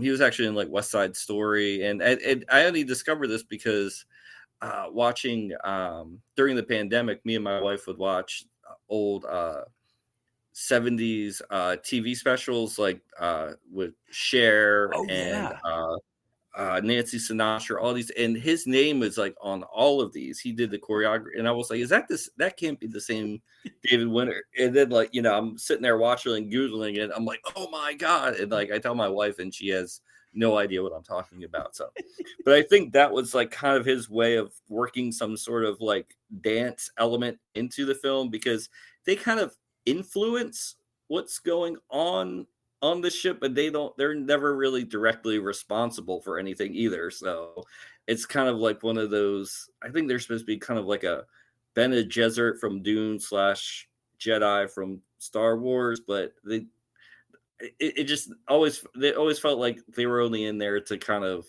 pad things out. Right. Well, and they also add to the music video element of the film, right? Because Yes. I mean, the outfits, they're like aerobic suits with holes kind of strategically cut into them. The hair, right? The big hair and the makeup. I mean, they look like, dance, like essentially background dancers on like a Russell Mulcahy directed Elton John video from that era. And you're right. Like, I think one of the things is later in the film when James Ryan's character is killed, Joel and the bots make fun of it because the way he's killed is he's like stuck in this area. He's kind of holed up in this area, and it's like a very good defensive position. So he's shooting it at Ryder. Ryder's screaming and shooting back at him. And of course, before that, we get the "Ooh, where's my purse?" or whatever joke when Reb Brown's going down there, but he's like trying to figure out how he's going to get James Ryan, and he notices that there's methane gas that like the pipe goes all the way to where Ryan is. So if he turns it on and then shoots it with a laser, he can essentially burn him alive. And the guys, Joel and the bots, are like, "Oh, that's great! Our hero just burnt a disabled man alive." It's really, even though he did massacre 8 engineers the scene before. So I mean, I'm not saying he necessarily deserved to be burned alive, but he did kill a bunch of people. But they kind of set it up that in his defense, those guys were standing perilously close to a railing. That's right. And as we know, if you stand near a railing in Space Mutiny, I mean, you're just begging to get killed. You're asking for it. You're right. Some of those guys definitely were. And I mean, I hate to be that way, but that's the truth. You're right. And I mean, adjacent to railings, right? They were near desks, which they were falling over desks as well. So that was the other piece of it. Yes. And steps coming down stairways because there is a railing close-ish. It could attribute it to the death as well. So. Exactly. I mean, the thing that they did the best, that they loved the most, was to have explosions, pneumatic catapults, or whatever they had, and railings, and just people go flipping over them, and you see them like flipping in all kinds of different ways, right? They're just like kind of doing front flips, just doing like the classic like just jumping in the pool kind of it's like they're kind of, and these explosions behind them. I mean, on a previous episode I had a Jacob Gustafson who did the Awful Awesome movies or book series, and he was saying how these AIP films, when you watch them, there's almost a sense, because we did Man Killers, and we were talking about that, like this sense of like danger of like, could somebody get hurt? Because like, who's rigging these? And I almost feel like maybe in South Africa, maybe they were more professionals. It wasn't just like Ted Pryor, like and William Zip, like, "Oh, do you guys got anything else to do? Why don't you just rig up some bombs there for us? While you're after you're done hammering that corrugated iron shack together or whatever." Yeah, there was I'm watching this. I do wonder, like, if there were any stuntmen who got hurt, because it just seems like a lot of people are flying through railings with explosions behind them. Yeah, I mean, if David Winters does one thing well, it's railing deaths. So I think, given the fact there are so many of them, I would imagine they got pretty good at it during the course of the making. If anyone did get injured, it was early on, and they learned from their mistakes, and they were able to correct anything to, Wasn't that one of the MST3K, one of the commercial sketches, right? With Crow and Tom Servo just put up a whole bunch of railings, and they were putting railings around railings, and yeah, Mike trips over them and goes falling. Into a moat, because we had to put the moat in because it had to justify all the railings. Exactly. Yes. There was that one, and the one I always remember whenever they talk about the Balerians, I just think of Crow when he's got like the big wig, and he says to Mike Bell, he's like, "I'm a Balerian." Yeah, I guess it would look that way. I've always known that I was a Balerian. Yeah, I guess it would seem. It's like eating a snack and like reading or something, like not really paying attention to Crow. Yeah. But yeah, whenever the bots come out with this, kind of like life-changing epiphany that they have, he's generally accepting of it. Whereas Joel might have been like, he's kind of like the cool uncle, where Joel would have been like, "Oh, I don't know about this, honey. You got to or Mike's just like, "Okay, you be who you want to be." Whether it's a Balerian or, God, didn't he become a bear in one episode? Yes. I think so. Well, then there was the one like, "Well, I'm a bear now." So, right. What was the one? Where is was it Crow or somebody else? I think was it in the werewolf episode that was it Mike turned into a were crow? Yeah, Crow accidentally bites Mike, and then he becomes a werecrow. A werecrow. Yeah, so that wasn't Crow having a life changing event. It was It was Mike. Yeah, yeah. So yeah, I mean that's another thing about this one is you get some great. Because I was trying to remember, was this when because there was always sort of the other things going on with like Pearl and the brain and all those all those kinds of deals. Was that when they were like stuck in Rome? I think in ancient Rome. Yeah, they're in the dungeon Yeah. in this one, and it like the sci-fi episodes. It was always funny because I remember Mike like kind of like griping about it. On sci-fi episodes they have a plot. Yeah. That went from episode to episode. And then they showed him out of order anyway. So it's like, why do we even need to have a plot? But yeah, there is kind of like a charm to those kind of episodes, especially like when you can, especially when like Pearl meets Bobo and Bobo meets Brain, and you see how everything kind of comes together. But yeah, like the Roman ones are generally the strongest, narrative wise, as we're speaking of Mystery Science Theater, scenes. I think that last 5 or 6 episodes are really strong, especially Bridget Jones as Flavia. She was really funny. She was great. Yeah. And I remember she when they did one of those Riff Tracks lives, she was there, and Mike was like, "Yeah, I don't know if people know we're married." And so it was like, right? Is that Bridget Jones? Yeah, because Mary Jo Pehl plays Pearl. Yeah. So it's kind of funny how because I mean, we think of like my favorite ones a lot of times were the Joel commercial ones, because I mean like the Pod People one, where they're this like where they're doing the band and singing, some of the like, what was it, Time of Idiot Control. Idiot Control, right? Idiot Control now, right? Yeah. It stinks, like, whenever somebody does the okay side, I always think it stinks, Stinks.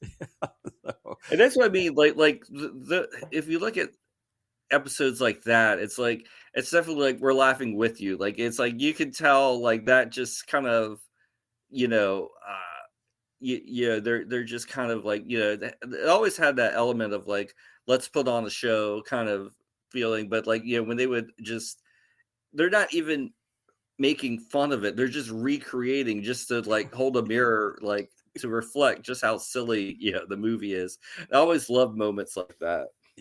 Yeah, one of my favorites, because another movie that I'm trying to think if we've covered that on the site here, or sorry, on the podcast. I know I've covered it on the site, as a blog post, was Warrior of the Lost World, the Donald Pleasance movie with Robert Ginty and Persis Kambata that they did. It was a Joel episode, and Mike Nelson played Mega Weapon at the end when they called, and he's like living with his sister at the time or something like that. It's like, yeah, like some of those things were. I mean, yeah, it's in this movie, like you said, this movie Space Movie, it was kind of right for them to kind of do that. But you're right too about like it being a little bit sharper, because like, for example, there's the when James Ryan does get killed in that sequence, before Reb Brown sets him on fire, we get the sequence where Sissy Cameron kind of she's got like she's on a cord or something, and she kind of goes down, kind of like lowers herself down, and they start singing Spider Skank, and it's kind of like that was a little bit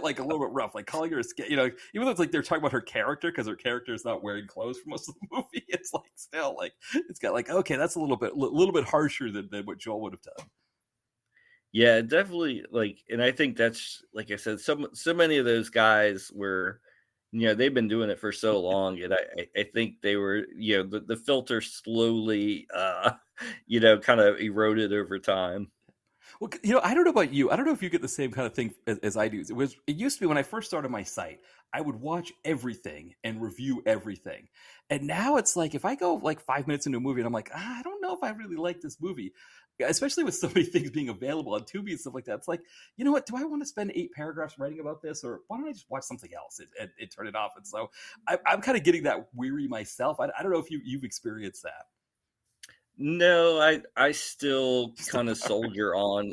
I may have 2 or 3 different movies going at once. Like I may pump the brakes on something, and stop it halfway, and then but if I've already kind of know what I'm going to say about it, I might just kind of put it on and let it just wash over me just to get through to the 90-minute mark. Right. But I mean, for the most part, it's I and part of what I just first of all, I wouldn't still be doing this if I didn't enjoy it, um and because I but like I don't know, I still kind of get a kick out of the discovery of finding something just either hilariously awful or just totally kick ass. Right. And it's like it's that sense of discovery. Like, yeah, I watch a lot of bad movies, but I'm hoping that I'm gonna get like a good bad movie out of it. And I think the one that I've really kind of taken to in the past few years was the Rare Blue Apes of Cannibal Isle. Oh, that sounds interesting. Yeah, it's like a kids movie that is totally deranged. There's talking blue apes, there's a duck, there's singing, there's kids getting lost in the wilderness. I mean, and it's a musical, but the music's actually kind of like earwormy. It's and so like yes, I will still watch total crap and but like sometimes something like that slips by, and it's even one of those where like you know me and my daughter, we watch that and we're doing the lines, and we're and especially Mr. Quack Quack. If you haven't seen the movie, like Mr. Quack Quack is just he's just one of the great characters of all time. And there's talking crocodiles. I mean, it's just like it's like basically kind of like a Sid and Marty Krofft movie on really bad acid that like it doesn't kick in, but like it just kicks in enough to let you know like what the hell is going on. Right. It's the wild, was it the wild blue apes or The Rare Blue oh, Apes, rare blue also apes? known as the Pirates of Cannibal Isle. Also there's got like 8 different. It was on Vinegar Syndrome, put it out on their Lost Films box set, and it's Oh wow, yeah. I mean, this looks. It's on Tubi. yes, I mean, yes, this it's on is Tubi now. wow. Somebody said psychotronic kitty matinee, which that sounds like the best. I mean, based on what you're saying, but there's There 4 you go. I mean, yep. I mean, I'm seeing It's just 4 one of images. yeah, Oh wow, this looks like a gem. This looks it beautiful. is. It is. It's one of those movies where like you gotta you gotta soldier through like maybe the first 10 minutes because it's somewhat normal, like a normal Right. kids movie, and then once the adventure begins, I mean it's and the effects are almost like Garbage Pail Kids the movie level, which are just kind of just make it that much better. I don't know. It's if MST ever comes back from another for another season, I think they definitely need to check that one out. Yeah. Well, it's one of those things when you go through the cast list and you see no pictures, like no headshots. Yep, that's another sign you got a winner on your hands. Like not a single headshot. I guess that What was Joe Bob Briggs used to call, he's like, this was the first in the series of one film for this actor. yes, exactly. I mean, it also. I mean, the apes themselves. They look. There's almost like a Chuck E. Cheese animatronic quality to Yes, them. yes, Yeah, absolutely. and you're just it's like, oh boy, what's going on there? Wow, this looks like a gem that I feel like I need to see. I've definitely pulled it up on IMDb. It looks beautiful. People listening, pull it up on IMDb. Yeah, again the rare blue apes of Cannibal Isle. And when you have a name like that, surprisingly, that's a lot to live up to, even from like a low, like like Space Mutiny can be anything, and it's beautiful. It kind of it surpasses its name and its beauty. But the rare blue apes of Cannibal Isle, that could easily be a dud. It's got a lot to live up to. With a name like that, it's got to be a certain quality of fun for it to be able to work. And there's also a song that's the title tune, the Rare Blue Apes of Cannibal Isle. So I mean, it's almost like a kind of like a Pirates of the Caribbean kind of sing along kind of thing. Like I highly recommend putting the subtitles on whenever there's a song so you can sing along. I mean, it just adds to the. I mean, I can't say it's quite to the elves level of watching it once a year, but it's definitely uh, getting heavy rotation in the Level household now. Yeah, I can imagine. 'Cause, one of the things I'd say about about Space Mutiny that I think kind of Rare Blue Apes of Cannibal Isle probably fits another bill. You're talking about like kind of these slogs, these 90-minute slogs where you feel like you got to get through them. And I know like when Ty comes on, we do newer direct-to-video movies, and a lot of them feel like that. I noticed when I was watching this, and granted, I'd seen it so many times before. So yeah, I think when you see a movie so many times before, you kind of know all the beats and you know what's coming, and it goes a little bit quicker. But I was noticing, I was like, wow, I'm already 45 minutes in on this thing. It moves kind of quick. I mean, it's like it doesn't take long before like David Ryder and Leia are at the bar, and then they're doing a chase scene with James Ryan, and suddenly the mutiny's afoot, and the whole thing's falling apart. It's kind of funny how quickly this movie goes for such a bad movie in so many ways. One thing it isn't is it's not boring. Right. I mean, there is a little. The setup is a little kind of.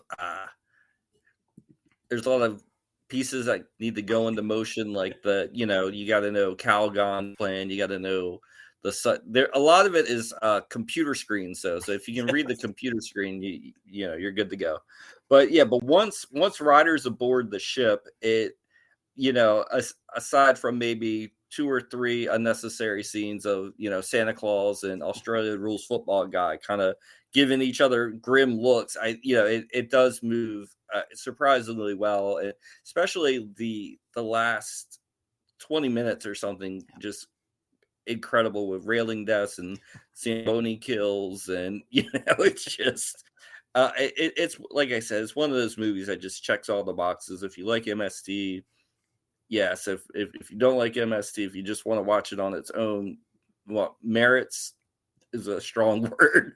But if you enjoy cheesy, B movies, it's just enjoyable with or without the riffing. Yeah, no, exactly. It all works, and I feel like we I don't know if there's anything before we get to that end scene that wanted to touch on before, like I was trying to think of other things that have happened before we get to that end spot. I mean, there's the party when when Cameron Mitchell announces that they're going to fight back against the pirate, or they defeat the pirates, right? The pirates kind of shoot at them, and they defeat the pirates, and there's a party, and you get like one of the officers, one of the women, is serving drinks, and MST3K, they make a joke about it, right? They're like, thank you, Officer Waitress, and or Lieutenant Commander Waitress, I think is what they called it, right? Lieutenant Commander Waitress. Yeah, and that's another thing. Like the ladies in the cast who are part of the ship's crew, their hair is terrible. Like there was no hair and makeup budget except for Sissy Cameron on this movie. There's split ends. There's frazzled hair, and like I think they even laugh at the one close up that the waitress Lieutenant Waitress has, just because her hair just is so like awful. Right. Well, because Sissy Cameron, when you look at her IMDb bio, she did a lot of not a lot of movies, but I mean she did Love Boat episodes, things like that. Three's Company, Two's a Crowd, or Too Close for Comfort, I think she did. So she'd been in the business for a while and probably knew how to do her own hair, right? She probably had a sense of how to do it herself. Whereas everybody else was, it's just like they're probably still. I mean, it's an '80s, right? It's definitely a 1988 that it's like where I grew up in Maine, especially at that time period, we were always behind on the trends. I know, like when I talk to my wife who grew up here in Philadelphia, which of course is close to New York. She would talk about trends, and I was like, "Yeah, we didn't get those for like another 5 years where I was living." And when I went to the University of Maine, I found out they were even further behind. Like trends that and so like it kind of reminds me. This is like what women's hair looked like in Maine in around this time, and I guess maybe South Africa might have also been behind at the times like that. Yeah, it's definitely has that.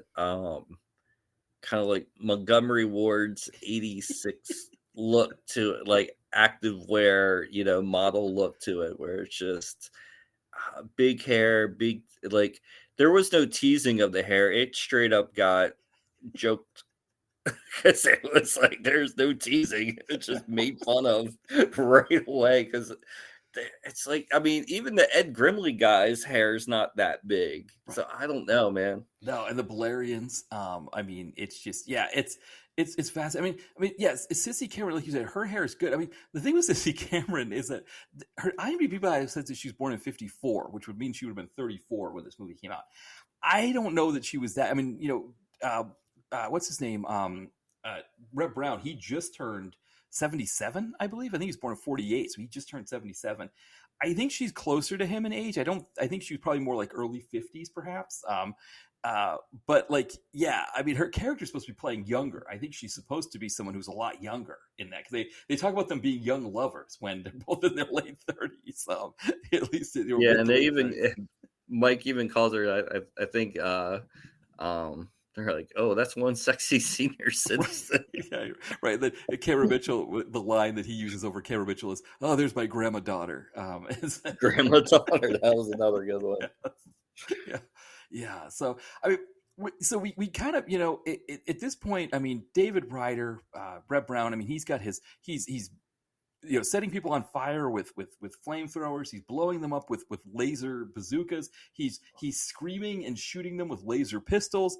And then at some point, after some more explosions, Ed Grimley has the rest of the crew together, and they're like, okay, Calgon's dead. Let's just get out of here, because I think what happens is there's an accident, and it looks like Calgon blows up in the accident, but he's okay. He's actually all right, and that gives us the final showdown, where we've got like this chase with these waxing vehicles, and somehow like Sissy Cameron gets knocked out of the vehicle, and then like she's like trying to shoot at them, and it's weird because it's like she's trying to shoot at them, but it's almost also kind of like the woman starting the race in the chicken race in Rebel Without a Cause kind of thing, right? Where she's like standing in between them like that. Rider without a cause. Rider without a cause. Exactly. But as they're kind of going back and forth, we get to that moment where the two vehicles are facing each other, and they just start riding, David riding, I guess we could say. But they're driving at each other at a very high speed of like 4 to 5 miles an hour, and and we get that classic moment, the one that's the stinger from the MST3K episode, where Reb Brown does his classic scream. He's like, no. And then he sort of gathers himself and just sort of, okay, I got to jump out of the vehicle now. And he just kind of and jumps out of the vehicle. And then it drives on itself into John Philip Ryan's, and it explodes. And that's it. End of movie. Everybody goes home happy. Yeah, and when you look at that scene, you were like, it almost looks like it was like a master shot. Like, okay, they were gonna. You were for certain. David Winters was for certain they were going to take the shot of him yelling, insert something somewhere of like maybe like a John Philip Law reaction shot, and then cut to him already kind of rolling out. But it's like you get it all in one shot where he like yells, and then it's just this nonchalant tuck and roll. And it's just like it looks like a 6-year-old doing gymnastics, like just doing like a forward roll, and in the juxtaposition of his like womanly scream and with just this like he's you can literally see him like punching the clock, like being like I'm totally out of this, and you don't see Dave Ryder, you see Reb Brown rolling out of the scene. Right. What it reminds me of is when I was a kid, I thought wrestling was real, and all my friends were like, no, wrestling's fake. I was like, no, wrestling's real.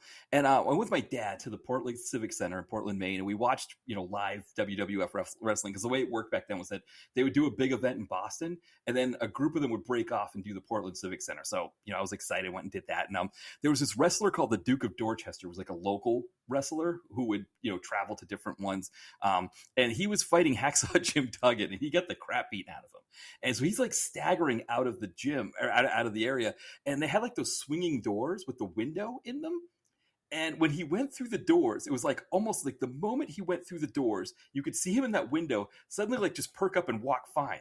And I was like, oh my God, wrestling is fake. And it's kind of the same thing. David Ryder, Reb Brown, he does the Duke of Dorchester walking through those doors. Like it's just I'm like, okay, I'm ready to go. And it's like it's just like one of those kind of moments that just encapsulates like what makes Space Mutiny just like a gem. It's just like, you could almost at any moment kind of peer back the curtain and see like the filmmaking process being made, whether it's, the beard of Cameron Mitchell, like, kind of like the spirit gum, like, kind of coming loose of his beard, or just like the lady dying and then coming back, like, as a background player. It's like you just see these like kind of inept moments, and it just kind of just like you don't get that like when you watch like a Nora. You know what I mean? You don't get that when you watch Space Mutiny. No, well, because it's funny. Like I saw Thunderbolts recently, and I guess for people who haven't seen it, spoiler alert, I'm going to give away one of the jokes. I don't, have you seen Thunderbolts yet? I don't know if you.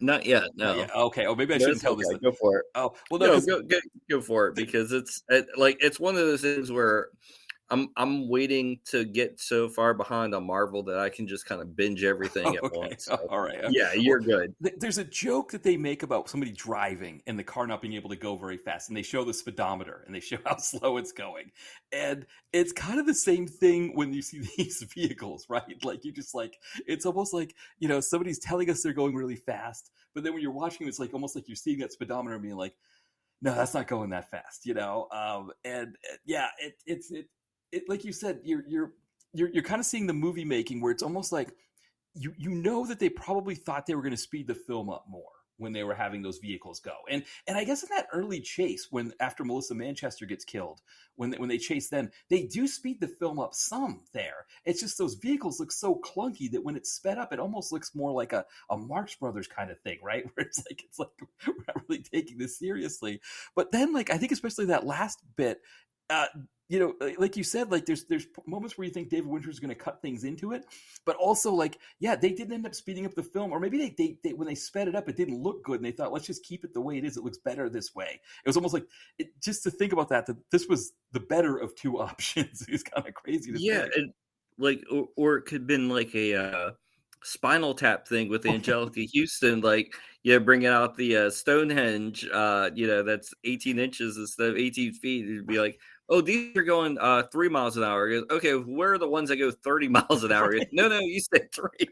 Right, exactly. It's like something like that. And it's on the day they got to get something in the can, so they just film it and say screw it.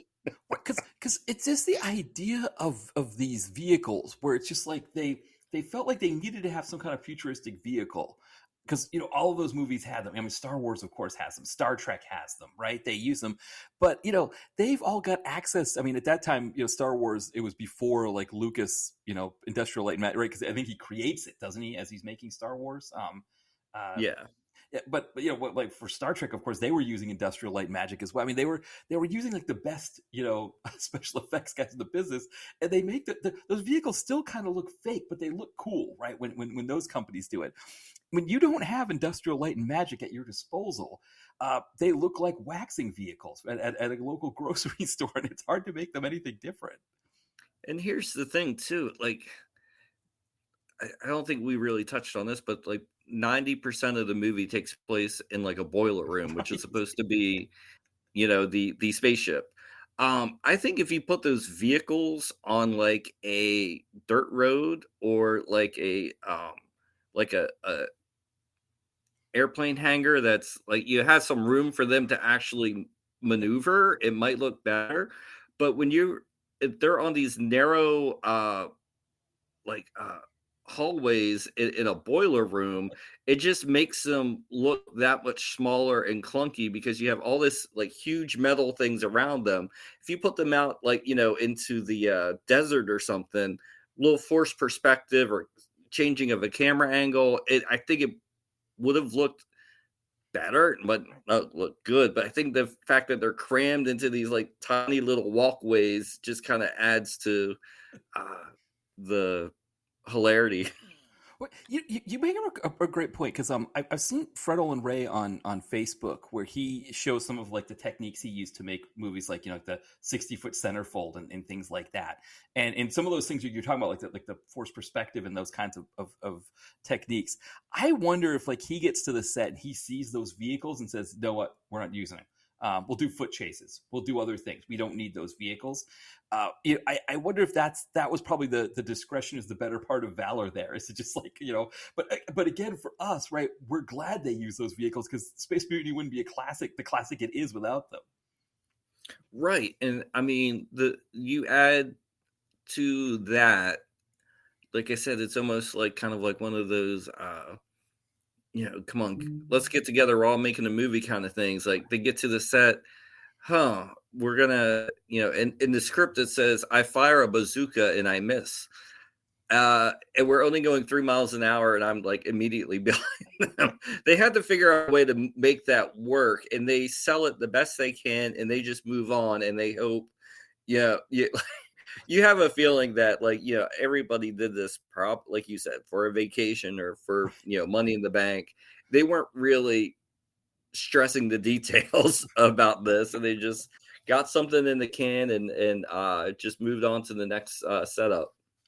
Right, because I wonder, with this movie making what it made, and I would have to think in the late '80s, from a distribution standpoint, AIP probably they were doing pretty well in the video market with these kinds of movies. I mean, when you were on before when we did Mail Order Murder, the documentary on the Wave films.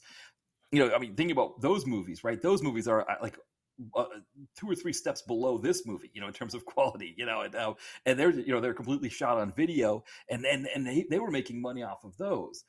And so you have to think that David Winter and David Pryor, they must have been looking at what they were doing here and just thinking like, okay, if we go to South Africa, we shoot a few movies, we fly Reb Brown out. Okay, he wants to fly his wife out. Fine, we'll fly the wife out too. We'll pay her.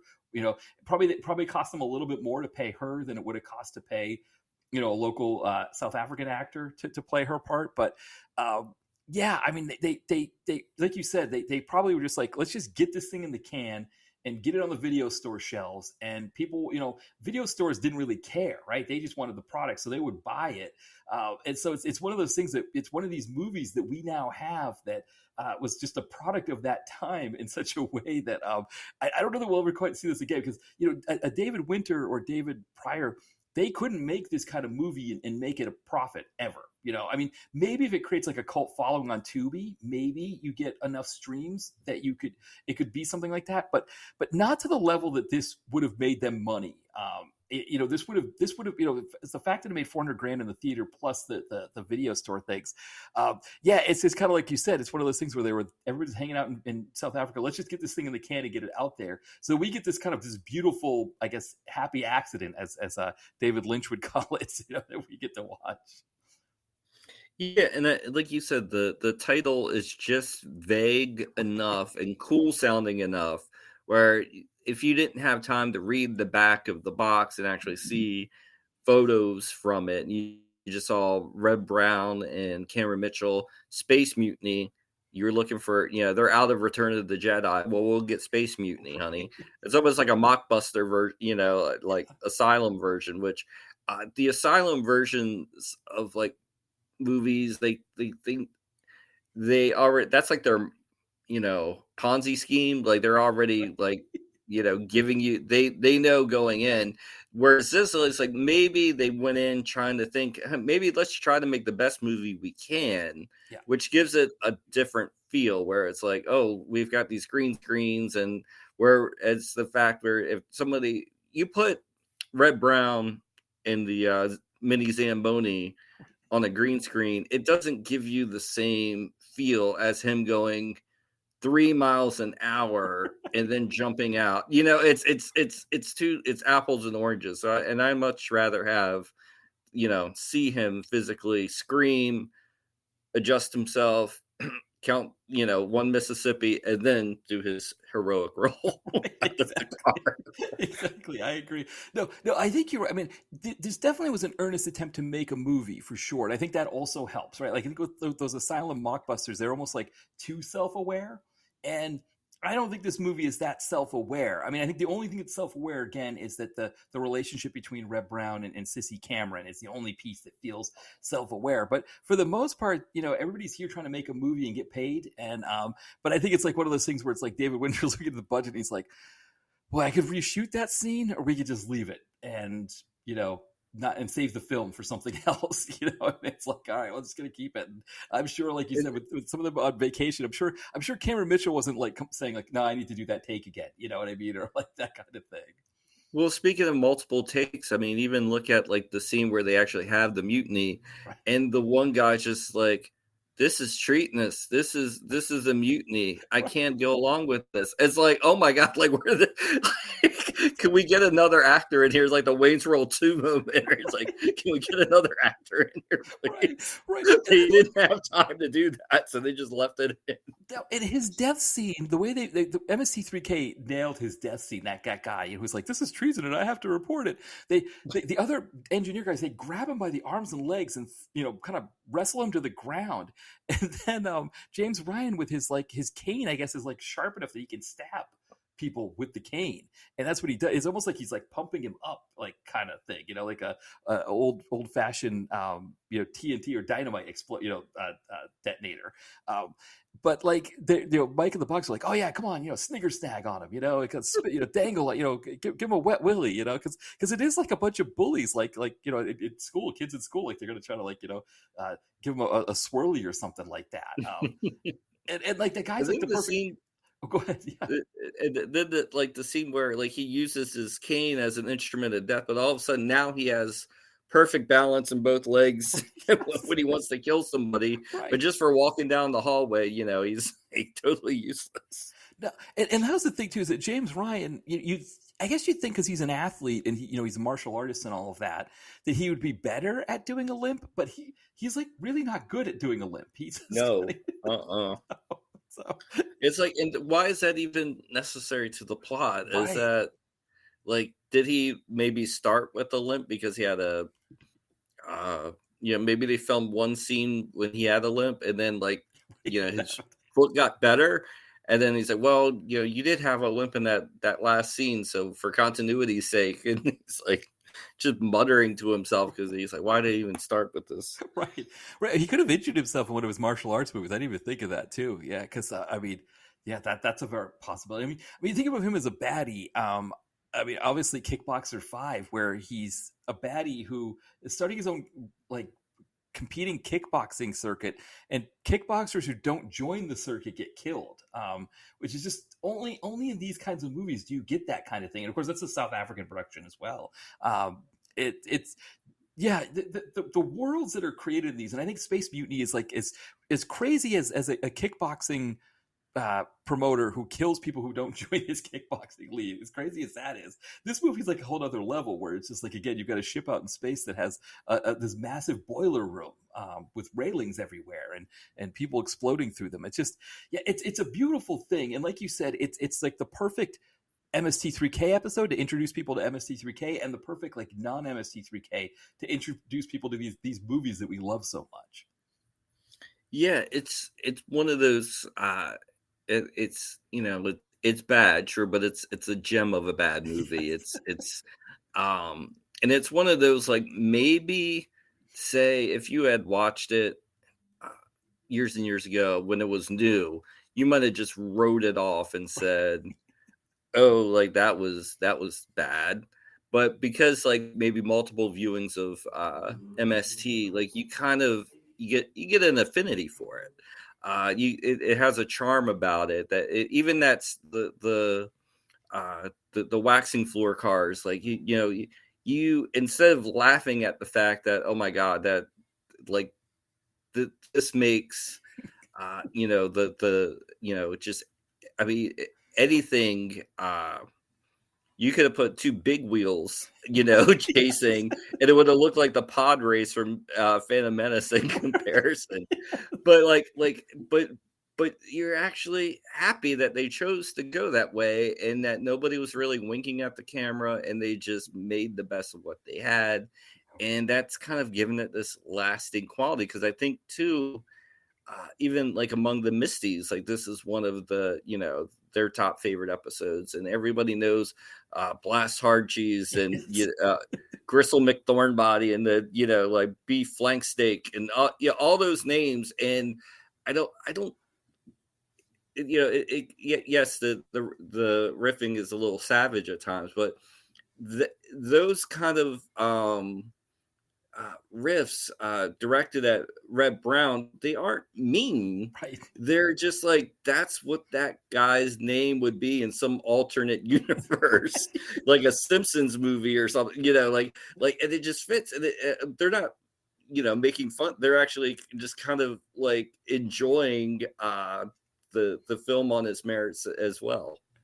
Well, that's a great point. And the other thing too, I would say about this is that, a lot of movies that we like, all these kind of bad movies that we enjoy, they have elements in them that can be rough depending on who the company is. Like I probably can't show my wife Elves because of the mother killing the daughter's cat. Even though it's part of the movie, she wouldn't want to see that. A lot of those like Italian movies have like rape scenes in them, or those kinds of violent moments. This movie has none of that. It's got some language that James Ryan calling Dave Ryder an asshole. Probably that's probably like the closest thing to bad language. I guess like John Philip Ryan is kind of scary for like young kids. But I mean, I think if you've got kids that are like, 10, 11, 12 years old, they would get a kick out of this too. And there aren't a lot of bad movies that you can do that like can kind of run for all audiences. I can't think of anybody who would be offended by anything in this. Like there's nothing that's really like gratuitous or gross or bad. Nobody's naked. I mean, yes, there's that one woman who looks naked, right? Because the way she's sitting, but there's no, any of those kinds of things. So you could really show this to anybody. And I feel like they'd get a kick out of it. Yeah, it's one of those where it's just it like I said, it checks all the boxes. It's uh and it has like this just endearing goofiness to it. And that I think that's the difference. I think goofy is like the appropriate word. Like it's I don't think I can call this a dumb movie because everybody it's not uh it's just goofy, and there's a difference. I've when you see plenty of dumb movies day in day out, you get a goofy one, and it just kind of hits different, and you're like everybody, maybe not aware just yet that they're in a really bad movie. But they're always on this. You see them on the verge of discovering, like, oh my god, like what did I just sign myself up for? And then, like I said, the moments where like the continuity errors, the bad driving, the recycling of footage, and it like I said, it's just a grab bag of just goofy badness. Yes.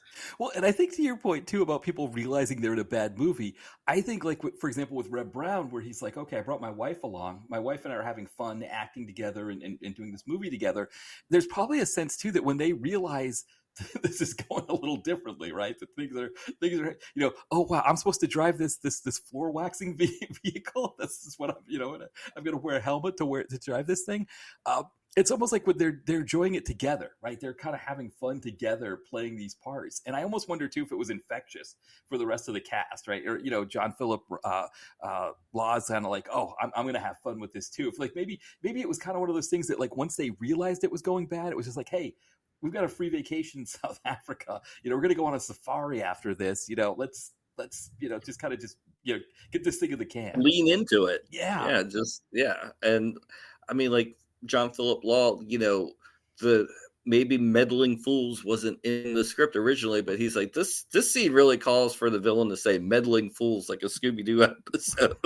They're just like little moments like that. They're just kind of like the cherry on the top that just kind of elevate it from, like I said, from being bad to being goofy to just being fun. Yeah, no, I totally agree. I agree. Well, yeah. Well, Midges, we're wrapping up. Anything else that you wanted to say about Space Mutiny? I mean, Space Mutiny, if you enjoy Space Mutiny, and you like Reb Brown, there's always the ones that we mentioned, Strike Commando and Robo War, and then also I would throw my hat in there for Howling 2. Your sister is a werewolf. There's a couple of good move scenes in that. He's a little subdued, but I mean, just to he kind of holds his own with Christopher Lee. It's just it's a Red Brown cut from a different cloth, but the movie itself is goofy fun as well. Yeah, good. I'm glad you mentioned Howling 2. Your sister's a werewolf, or my sister, because that's my favorite werewolf movie of all time. I mean, you've got, like you said, you got Reb Brown, Christopher Lee wearing like Pizza Hut sunglasses, Sybil Danning as the evil werewolf queen. It's such a beautiful movie, and I mean, yes, I think that probably there are werewolf movie fans out there who would say it's sacrilege. I think Howling 2 is my favorite werewolf movie. But it is such a beautiful thing. So yeah, you can do kind of an interesting 2-night Reb Brown film fest with Howling 2, this movie, Strike Commando, and Robo War. Yeah, or then you could do a Red Brown Christopher Lee double feature and do the Captain America Yes. made for TV movie from the 70s. Yes, which is another great point to mention there, that he was the second live action version of Captain America, and also he was the second consecutive Captain America that wasn't Steve Rogers, because the old serial version wasn't Steve Rogers either. I think he was the district attorney who was Captain America in those movies. I don't know if you've ever seen those serials for him. Was it Republic Pictures, I think, did them? Yeah, I think so. Yeah, total trip. And then the Reb Brown comes in as another non-Steve Rogers Captain America. I think it's Salinger. Why can't I think of it? Is it Mike? No. Matt Salinger. Yeah, JD's son. He's the first Steve Rogers Captain America that we get live action. But I had heard from Reb Brown that the reason why they didn't have a TV show, because those movies were supposed to be backdoor pilots for a TV show. I guess CBS didn't offer them enough money per episode, so that it wasn't financially worth it. Which at that time, I know CBS, they had Wonder Woman and they had Incredible Hulk and they had the Amazing Spider-Man show. I think they were afraid of being too much the comic book channel, which is kind of funny, right? Thinking in hindsight, right? Like you're looking at now, like comic book properties are such a big deal, but at that time they didn't want to be the comic book channel, and so I think they were like, we'll give them a lowball offer and see if they take it. And of course they were like, well, we can't make it for that money, so that's why we didn't get a Reb Brown Captain America TV show. Which I wonder if we had gotten that, if we'd have this movie, because he might have been big enough that he would have gotten better parts. I don't know. Yeah, it's hard to say, and especially when they start doing the Incredible Hulk made for TV movies, they could have brought him back and had him alongside Thor and Daredevil, and actually had started to do an Avengers movie, but Right. woulda, coulda, shoulda. Yes, well, because that was the thing too, right? Both of those were backdoor pilots, and that neither took off. Which it's interesting with Daredevil, because I didn't know. When I was doing my solo episode on Born Again, I didn't know that Daredevil was the second best-selling product or a book that Marvel had at the time after Chris Claremont's X-Men, that it was that popular. And so it's like, all you had to do was just not give him a goofy suit, and maybe you could have had something there. I know, the Lycra, it's just yeah, if you're gonna do the Man Without Fear look, fine, but oh man, give it some texture or something. And I mean, Rex Smith isn't bad. He actually kind of has he's a dancer, so he has that Matt Murdock kind of build, but yeah, it was just like somebody running around with his grandma's pantyhose on his face. Exactly. And it was sauteed in wrong sauce, in the sense that the reason why Daredevil was so popular is because he was darker. It was a darker, Frank Miller's Daredevil at that time, the film noirish kind of pulpy approach that he did to it was so not that Daredevil from the trial of the Incredible Hulk. So I think the other thing I heard was that fans of the Incredible Hulk were mad that he wasn't in it as much, that there wasn't as much Incredible Hulk, and that the trial was just a dream. So all kinds of sauteed in wrong sauce. And yeah, it's a shame, because maybe we would have had Reb Brown hanging out in that thing if they had picked up his TV show. Yeah, and see, that's the thing. It was a lot of times, and even so much, even you could argue that the Incredible Hulk really wasn't like the source material, whereas basically the fugitive week to week, he was being pursued, and then he, get into adventures and shit, and where there was no leader there. Even the Spider-Man movie, TV show didn't have any real connection to they didn't use the same villains and stuff. So yeah, I mean, then you have like Kevin Feige who comes from a life of reading comics. Say, okay, well, we can do this. We have to have this character, that character meet up with this, and lining up the dots for the Avengers movies. So something tells me they had showrunners back then that actually kind of had kind of like an affinity for the subject matter. Maybe things go a little different.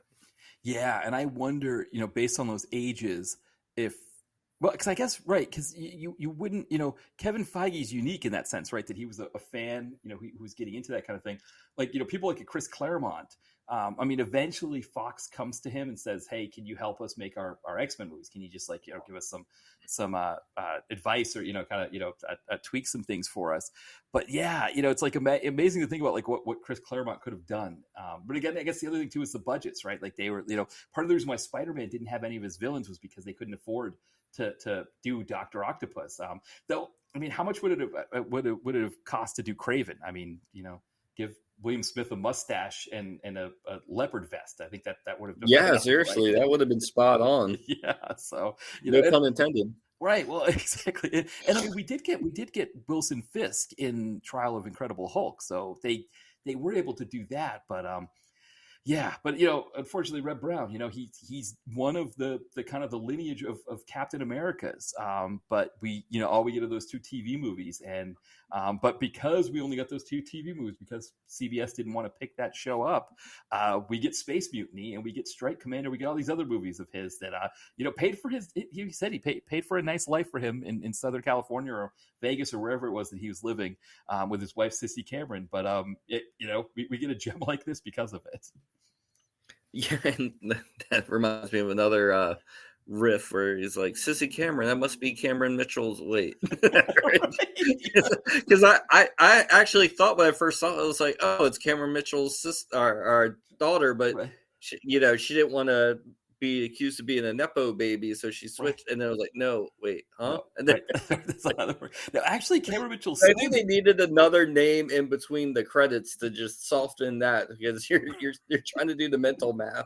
Well, it's another reason why I think that they hadn't planned on her being in the movie. That like he, Reb Brown finagled that, because that's probably another thing, is that they probably had a different actor in mind for that part that wouldn't have looked like Cameron Mitchell, Sissy Cameron. Yeah, it's kind of funny how those kinds of things work out, right? That okay, Reb Brown's like, well, if I'm doing this movie, I got to bring my wife with me. She's probably annoyed that I'm going to the Philippines all the time without her. So let's bring her to this movie, and like, okay, well, all right, we'll cast her. And then it's like, oh, that's right, she's billed right after Cameron Mitchell, so we've got Cameron Mitchell, Sissy Cameron. That doesn't, well, let's just go with it. Yeah. I mean, two Camerons for the price of one. You can't really go wrong there. Exactly. No, exactly. Well. I mean, this was another fun conversation, Mitch. As we're wrapping up, anything that you wanted to plug? As usual, you can find me on Blogspot, Video Vacuum. .blogspot.com. I'm on Twitter, Video Vacuum, Letterboxd. You can follow me there. I've got my my books are not selling like hotcakes, but maybe like French toast sticks. You can look on Amazon, Mitch Level. I have an author page. My latest one was the Kung Fu Companion. You can check that out. I'm working on another one, which is going to be another hodgepodge of genres, but I'm thinking I'm going to try to do a lengthy deep dive on the witchcraft films, which there are 17, 18. I can't even remember. I even wrote the book, but yeah, that's hopefully maybe by the end of the year, maybe sometime in 2026. So nice. Look for that. Yeah, people look for that. And also in the podcast description will be the link to the Kung Fu Companion. So that'll be there. And I definitely think people should check that out. Again, like I said, these Kung Fu movies, especially, from all, because you cover a lot of different genres of martial arts movies, from Thai movies to kind of more modern films, Seagal movies. And so many of these movies are available on Tubi. And what's great about your book is that you can have it with you, and when you're kind of scrolling through the kind of all the stuff that's on Tube, and I'm gonna maybe kind of venture out on a movie I haven't thought of before, I haven't considered before. Go into your book there and look at it and be like, okay, hey, that's this one could be a fun one, or and even if the star rating is low, the description might be like, okay, this looks like it could be a fun time. So I think people should definitely check it out, because it's going to help you sort of navigate that 2B world out there with so much that's available now. It's good to have a guide like that. Well, I thank you, man. I appreciate that. And like I said, it's like I don't set out to watch. When I watch a bad movie, I don't set out hoping it's going to be bad and I can savage it in a review. I'm hoping that I can find, a real gem. And a lot of times, like the best part of the review, it'd be like, okay, this one scene you're not going to believe. And it may say it's a 1.5-star review, but this one scene is worth the whole. So I love finding, the pearls, but you just got to go through so many oysters. Exactly. But it's like a movie like Space Mutiny. You don't know what you're going to get from it. And MST3K, of course, did open it up to a lot of people. But watching it without the riffs is still a really fun time too. So so, like you said, sometimes you find these pearls in these oysters. Yeah, and like Space Mutiny, sometimes it's good to, if you find a movie on MST and you really kind of dig it, to go and search out the original, because sometimes they edit things for time. Like I know, like in Mitchell, there's a whole subplot with John Saxon riding doom buggies and stuff. So like there's I think Mystery Science Theater. If you really are a bad movie lover, there are some movies where you're like, well, I have to see that without the riffs. Like even Manos is, as bad as it comes, but it's still sort of fascinating to watch without the riffs, even though that's like, if you're like hardcore bad movie lover, yeah, you're up for that one, because but yeah, there's still some, and actually there are movies on MST that I would give 4 or 5 stars to, like The Brain That Wouldn't Die,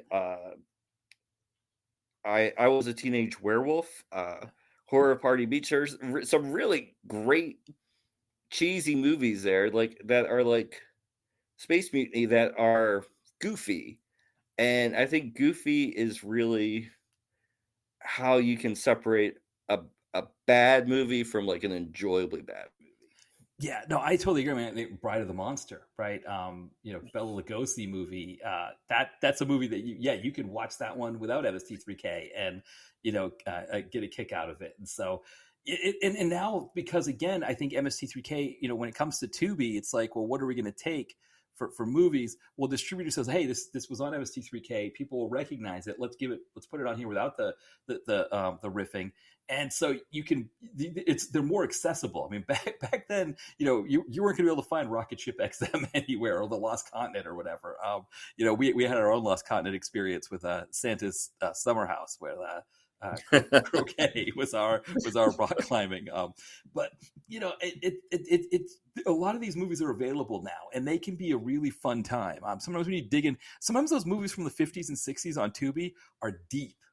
In the lists, like they're not easy to find, but if you dig that far down, you get some of these 60s like obscure westerns and sci-fi movies that they can really get you through on a Saturday night when you aren't doing anything else, and you're just relaxing, and Svengoolie's a repeat, and you're just looking for something to watch.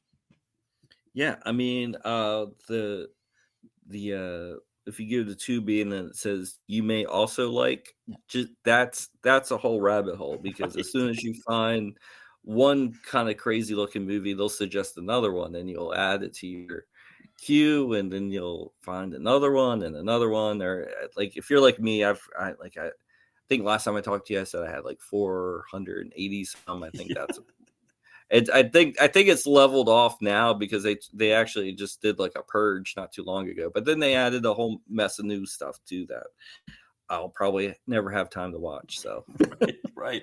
Yeah, it's funny. I was on another podcast, the Lambcast, and they were the episode was about, what are your default movie choices, and they were talking about like procrastinating, and they're like, and so when they were introducing me, the guy was like, yeah, like Matt, he was, it's always a procrastinator. I was like, yeah, I spend more time scrolling through Tubi than I do actually watching things on Tubi, and I think that happens. Like sometimes I could be halfway through a movie by now, but I've just been scrolling through stuff.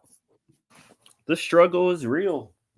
Yeah, I like yeah, I mean, I wouldn't even say half a movie. I could have watched like a good 75-minute Right. shot in the Philippines action movie by the time, but no, I just added 64 movies to my Tubi queue. Exactly. So yeah, it's true. And like I said, and usually if you're anything like me, all you need to see is like one name Hmm. in the cast, and you're like, oh, I got to add that. Yeah. Like Sid Haig. Oh yeah, like Yes. give me some of that. Or like, especially like when you start getting into like kind of and they don't really have many of it. But like the Skinny Max movie. So like if you do see like a Shannon Tweed movie or something like that, like it's like you have to add it because you just don't get a lot of that elsewhere. That's a great point. They're starting to add more erotic thrillers. They're starting to get more in there because that was an area that YouTube always stayed away from because of the sexual content. But Tubi is okay with it, and so we're starting to get more of those movies. It's going to be interesting to see if some of the real classics. I mean, when you were on, we talked about Animal Instinct. I don't know if Tubi is going to go quite that far to the Animal Instinct level. Maybe what they need is like a parental lock tier or something like that. That's like, you log in with your age and all of that. But I mean, again, how does that work? If I'm 13, I'm just going to say that I'm 25 years older. I'm just kidding. So, Well, and they're also making like their own kind of versions of it, which right. is almost like the Lifetime movie, but with a sex scene or two. Yeah. So, and God, I think I saw one. There was one about like a chess player and like Lorenzo Lamas is in it. I was like, whoa, I haven't seen him in like forever. Yeah. And like I just let the clip play and he's like, playing the cop and he's like talking to the girl. I was like, oh my God, like I might have to actually watch this one. Yeah, I agree. Yeah, I know. Yeah, Mr. Lamas, I haven't reviewed a movie of his in a while, and I know he is kind of working again. So, yeah, it'll be interesting to see. I think he kind of took a break from social media because he had some wacky theories about the fires in LA, if I remember. So so yeah, so he might have taken a break from social media, but hopefully he's still making movies because yeah, he's got some. I mean, some of his '90s classics are on Tubi as well. So yeah, good old Mr. Lamas. Yeah, I mean, it's like I said, like, and even like sometimes my daughter will come up to the man cave and she's like, "You want to watch something?" And like half the time we'll just scroll through to be laughing at titles or laughing at the thumbnail that they chose, Right. rather than like the I forgot what it was, but it was some classic movie and with an iconic poster, and then they choose like a thumbnail of like some minor character that's like out of focus. I'm like, what? Like that's not gonna make anybody want to watch that. Like Exactly. Yeah, and I don't know if you noticed too, like they're changing thumbnails, and so yes. yeah, and so you're just like, Sometimes within the same row. yeah, yeah, it's like, okay, I know that's whatever it takes with Don the Dragon Wilson. You can dress it up however you want to with Andrew Dice Clay's picture in a different corner of the cover. It's the same movie. I know what you're doing. So yeah, yeah, good old Tubi. It's the Wild West out there, but it's a fun Wild West. It's not the same as the old video store or like you said, like Cinemax late at night or cable TV. It's its own thing, but it's kind of a fun its own thing. Yeah, I mean, it's best bang for your buck, streaming service, I think, and it's absolutely free, and that Yeah. the ads aren't too intrusive, and certainly better than I think Hulu's getting ridiculous now. It's like every 15 minutes, And they used to have like the little bumps on the timeline, so you knew when the thing was coming. They don't do that anymore. I'm like, really? Like, Now it's been it's Disneyfied. just, Yeah, yeah, it, it's just, it's not the same. Like the, it's weird to hear me, like the old movie guy, like getting wistful for like the old streaming days of 2 years ago.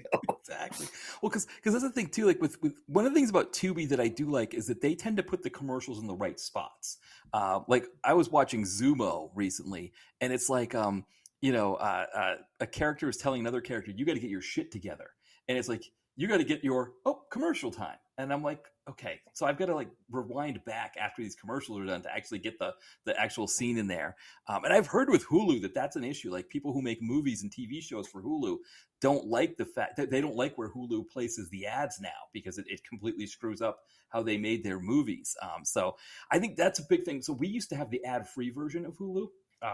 And we got rid of it. We went to we're doing ads again, and I've noticed that prior to when we had ads, they were much better, and now it seems like where they put them now, it can be it's much more obtrusive. So yeah, I know what you mean. Yeah, I mean it.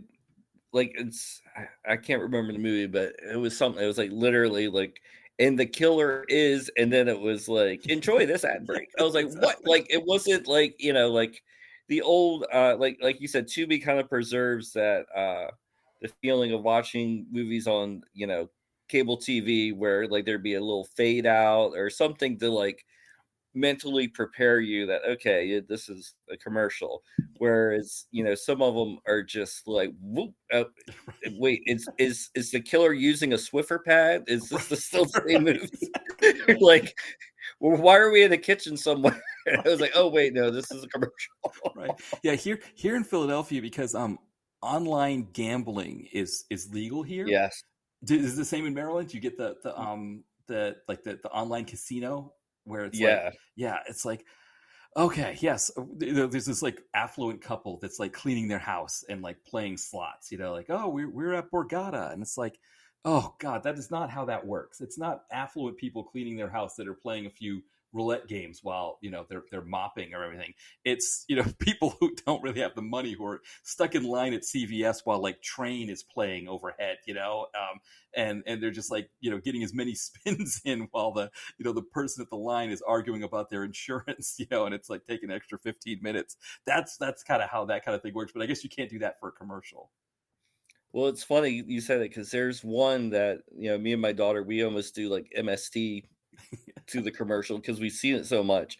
And it's always like, problem gambling is on the rise in Maryland. We're like, well, maybe you should be gambling on problems to gamble on sports like everybody else. It's like every little thing, like we have like something to throw at it, I love that. That's perfect. That's such a great line. Oh yeah, I So love. it's like you see these things so many times, you just kind of get like used to it. And just I, and I guess that's how they do on the satellite of love. It's just like a defense mechanism to just snark it up, whatever. Like especially when you say like add one of eight, and you're like, right. oh come on, like add one of two, I can be all right. But Yeah. Yeah, Tubi really will only do add one of eight if you really skip ahead. Because like I'll skip ahead sometimes to get images from movies. So it's like, for example, with this one with Space Mutiny, I'll skip ahead to the middle for the image that I use for the social media. But like, yeah, like Plex. I mean, Plex likes to do a good 3 minutes of commercials. And it's like whenever I see that something is only available on Plex, I'm like, oh, do I really need to watch it that bad? And it's just because you know what you're going to get from that. yeah, and it's one of those things too. Like sometimes like it's good to watch those like kind of like lower tier streamers that have like lots of ads when I'm doing like laundry. So I'm like, okay, one of eight. I can put the I can put my sweatpants away. I can put my socks away. By the time I come back, like I'll fold some more clothes, and then next commercial break I'll put the rest away. Right. It's like I could work around it sometimes, but when I just want to watch a movie, Yeah. it always seems like it's the one of eight. Yes, yeah, which is the worst. Yeah. So one thing I'll say, Space Mutiny is on Tubi, and again, you just get your online casino ads here in Philadelphia. So that you get a few online casino ads. I think it's that one. I think it's the MGM one with Wayne Gretzky saying he never splits nines when he's playing blackjack, and Jamie Foxx is, so they're all just trying to get us to be addicted gamblers. That's what their goal is. They know the house doesn't win, but it looks nice, right? It's like I'm sitting, like you said, I'm sitting in my pajamas or my sweatpants, but I can look like I'm wearing a tuxedo, wandering around Vegas, like, betting on blackjack with Wayne Gretzky. So, yeah, it's like, that's a whole thing too. Like like I said, like we get like the one where, problem gambling's on the rise. Well, like, a few months ago, it was like, oh, gamble this, bet that, right, that. exactly. Now it's almost like, seeing the Mothers Against Drunk Driver ads right after a beer commercial. It's like, oh boy, it's just Yeah. it's a mess. Was that a Mother's Again? Do you remember the one with the two beer glasses that smash into each other? Yeah. That's what I was talking about. Like, where Yeah. they get in the car and then there's like the flash of lightning and they're all skeletons and Yes. the smoke is, yeah. I mean, that's it. It scared the shit out of me when I was like 8 or whatever. I saw that. Yeah. That was good. That was good. We need more commercials like that. Yeah. I We need agree. to scare the shit out of people instead of just being like, oh, you got a problem, 1-800-GAMBLER. Right, exactly. Right. That's what you got to do. Is you got to have like the guy like on with a newspaper, like marking out odds, and then you kind of pan back and you see that he's in a cardboard box, right? Like he's, and it's like, this is what gambling, problem gambling can do to, so it's like, oh yeah, no, I don't want that to happen to me. So yeah, maybe that's what they got to do. I think it was Norm Macdonald who said, he said, you really want to stop gambling, you put up 1-800-GAMBLING. Bet you won't call this number. That's a good idea. That's perfect. Call Norm Macdonald. I love that. Well, maybe that's a perfect place for us to leave this here. Mitch, thank you again for coming on. This was a lot of fun. I mean, Space Mutiny is such a fun time anyways, but this was a really fun conversation. I had a blast, man. All right. Blast hard cheese. Yeah, blast hard cheese. Exactly. Well, thank you for coming on, and thank you everybody for listening. And yeah, we'll be back soon. Bye.